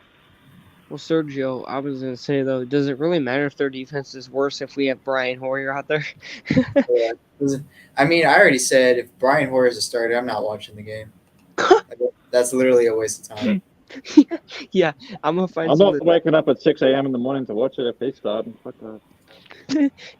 You guys were like, if he's starting, fuck this. I'm gonna find something more useful. Yeah, I mean, if you were on here earlier, Dustin said that people that he knows that are season ticket holders, they're thinking of not even just showing up. Oh God, yeah. If Brian Hoyer is the starter, this game's gonna be a disaster by the second. Like, there's just no way. Like, I'll be honest, I'm on that train where it's like, if we start Brian Hoyer, I'm gonna find something else to do with my life because if I Brian Hoyer go out there for 3 hours and suck a dick, I mean, fuck, I'm out, bro.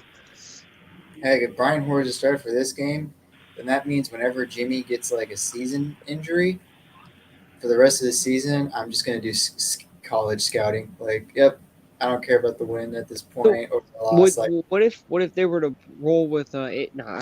What if they're rolling with Aiden? with Aiden, oh yeah, I'll watch the game, obviously. Okay, I'm just. They're all right, and yeah, I'm definitely I'm giving you watching. shit. I'm giving you shit. No, I agree. Like, if we sign Brian Hoyer, we already know, right? Let's all be honest. We already know we're tanking. It don't matter.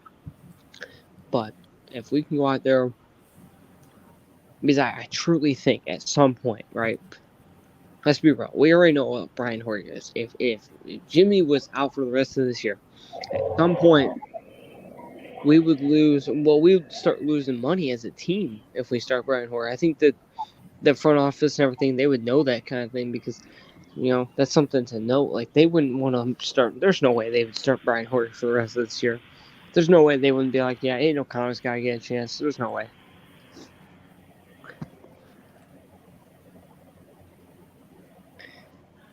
But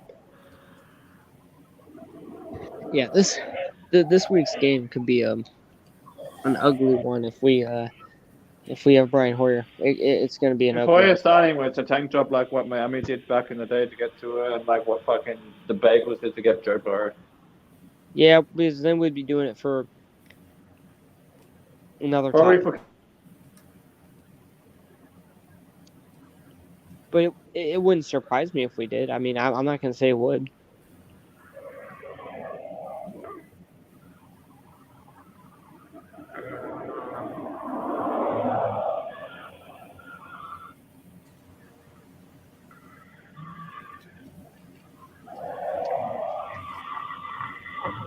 Dustin,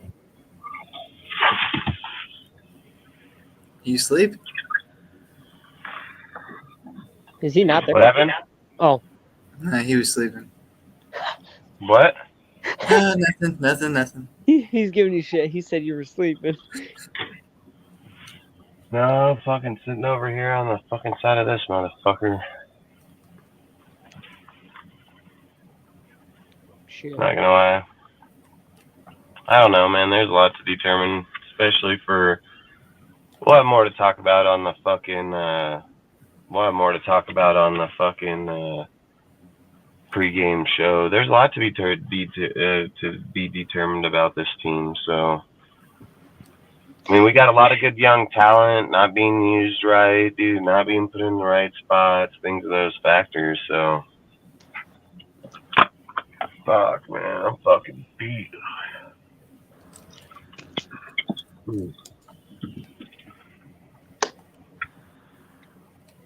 That's true. Because if it was being used right, we would have Hunter Renfrow as a really good target. the main targets on this offense should be guys like Hunter Renfrow and Michael Mayer and Austin Hooper. Like that's and other guys that earn the slot and stuff. Like we shouldn't be seeing Adams even get as much as he is, even though the receiver that he is, unless they want to run Adams through the slot too. Like I mean, fuck, he had what, Daniel's 13? offense is primarily slot receivers and tight ends and running backs. Yeah, he was 13 receptions for 175. I said that the way that Josh does his offense, he'll one game not go after a guy, the next game he'll feed him. He's going to get his regardless, but we can't win games that way anyways. We're not going to be able to win games like that. I was proven. Yeah, we're not. 175 ain't going to be good enough to beat the Chargers, man. It's just not going to be.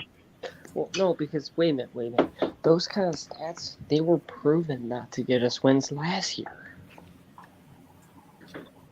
Yeah, and then when they did, it was against depleted teams to begin with. Yeah. So, like I said, as much as people want to see the stats from him, like, let's be real, if the rest of the team isn't performing, we're not going to win this game. Hell, even with the 170 yards from Devontae, we'd probably only score 17 at the most. I mean, hell, he had 2 touchdowns. We only had, 18? Yeah. That's why I say we got a lot more coming up than we realize. But we're gonna have to end this deal, dude. I gotta get up hella early, dude, and I gotta be able to get home here and go to sleep. Yep. But we'll do our pregame. We'll do our pregame on Sunday. When is it? The afternoon game? Yeah, I think so. I think you guys at afternoon for me it's 6:30 in the morning. So for you guys it should be like 1:30 or something. All right, so if it's 1, we'll probably try to do one around 10? That's 11, 12, 1. So probably around 10:30. So be on there for about 2 hours, talk about if anything changed, maybe see if Jimmy ain't starting. Hopefully, you know what I mean. So. But outside of that, man, like I say, I appreciate everybody. I would go longer, man, but I'm tired as fuck, dude, and I gotta get up at 4 in the morning, dude, and I'm already tired, so. Yeah. There's a Popo up here again. Maybe he's coming back here again. Nah, he's over there, stopped on that car on the side of the road. Goddamn. Yeah, well, see y'all. That one night, dude, I had that motherfucker pull up here while I was sitting here, just 2 of them. And then the one cop, he wanted to walk up and ask me, oh, you need help, this and that. I don't need anything from you, motherfucker. You can keep on rolling. He said, move on, bitch. Hell yeah, I wasn't even rolling my window down or nothing. I was like that motherfucker, like, nope, adios. Adios, amigo. I knew that motherfucker was gonna do that shit too, just the way he stopped over there. I hate cops like that. He said, yes, you go. You're like, man, get off my dick, bitch. That's my woman. I was literally sitting here telling everybody, watch this Barney 5 motherfucker gonna come over here and ask me shit, dude. I said, watch, he just pulled that dude over and now a motherfucker thinking he's gonna come over here and tell me. He's gonna be like, you cool, bro? You're like, hell yeah, man. Yeah, and I know why that he's down there, because when I was coming here, I seen that truck broke down on the side of the road over there. So I know that's why that motherfucker's there. And then this is like, get off my dick, man. That's my woman's job. Hell, facts. That's why I'm trying to get home. No, I'm just kidding. But He's trying to get but either way, if you guys want to say your outs, dude, and then we can bounce out, dude, because nobody else can end the show. If you guys could, I'd let you end the show, but if I get over there, there's no way to shut it off, so. That's all good, bro. I'll catch you guys on the next one. You're good, yeah. Hell yeah, we'll go. Like I said, if you want to hop on Ozzy, I'll send you the deal. We'll talk before then either way, but like I said, same with everybody. I'll hit you all up, so we'll see. See you guys Sunday. Hell yeah. I'll talk to you guys tomorrow, but we'll see everybody else on Sunday. Yeah. Outside of that, I hope you guys have a great night, and then do you guys want to say anything before we bounce? No, I'm good. Just shout out to the nation. Stay tuned for the next episode. Hell yeah! Shout out to the haters. Keep licking dick. Yeah. Dustin's Anyone that's new, or anyone that wants to share something new to someone, just make sure you share our Discord, YouTube channel, Instagram, all that. Trying to build a bigger community, better community, no bullshit community. And anyone that just loves the bullshit, you can view as much as you like. Just thank you for the views. Facts. Make sure you check out the Death Star, DeathStarReport.com, man, for the new blog. Make sure you read up some of them articles, especially on this game coming up. So, like I say, check it out, man. And thank you guys. Before I head off, I meant to ask you. I don't know if you saw my DM. I was trying to DM you about maybe writing on that thing too. You know, the one you normally write on, the DeathStar.com. Yeah, the DeathStarReport.com. Yeah. Unless you want to keep that as your own thing. I remember that. What happened? I figured you might be busy with moving. Yeah, Ozzy was like requesting if like he can also write. Hell yeah! Well, have you wrote articles before? Yeah, I used to be pretty good at doing that stuff in school. Well, hey, like I said, hit up Ozzy or hit up frickin' Stats and fucking Eric, and that's between you guys over there. So figure that out. But if you guys want to keep that as your own thing, that's cool. Hell yeah, we can talk about that off the show for sure. So most definitely. And then outside of that, frickin', like I say, stay tuned. Fucking gonna have a lot of great articles going on.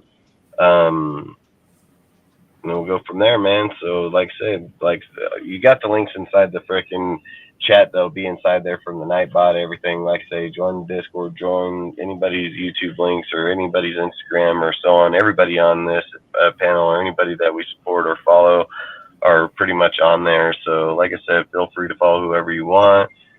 Feel free to join the Discord. The Discord, we show live stream each game inside there. We usually have a pretty big group of people in there to watch the game.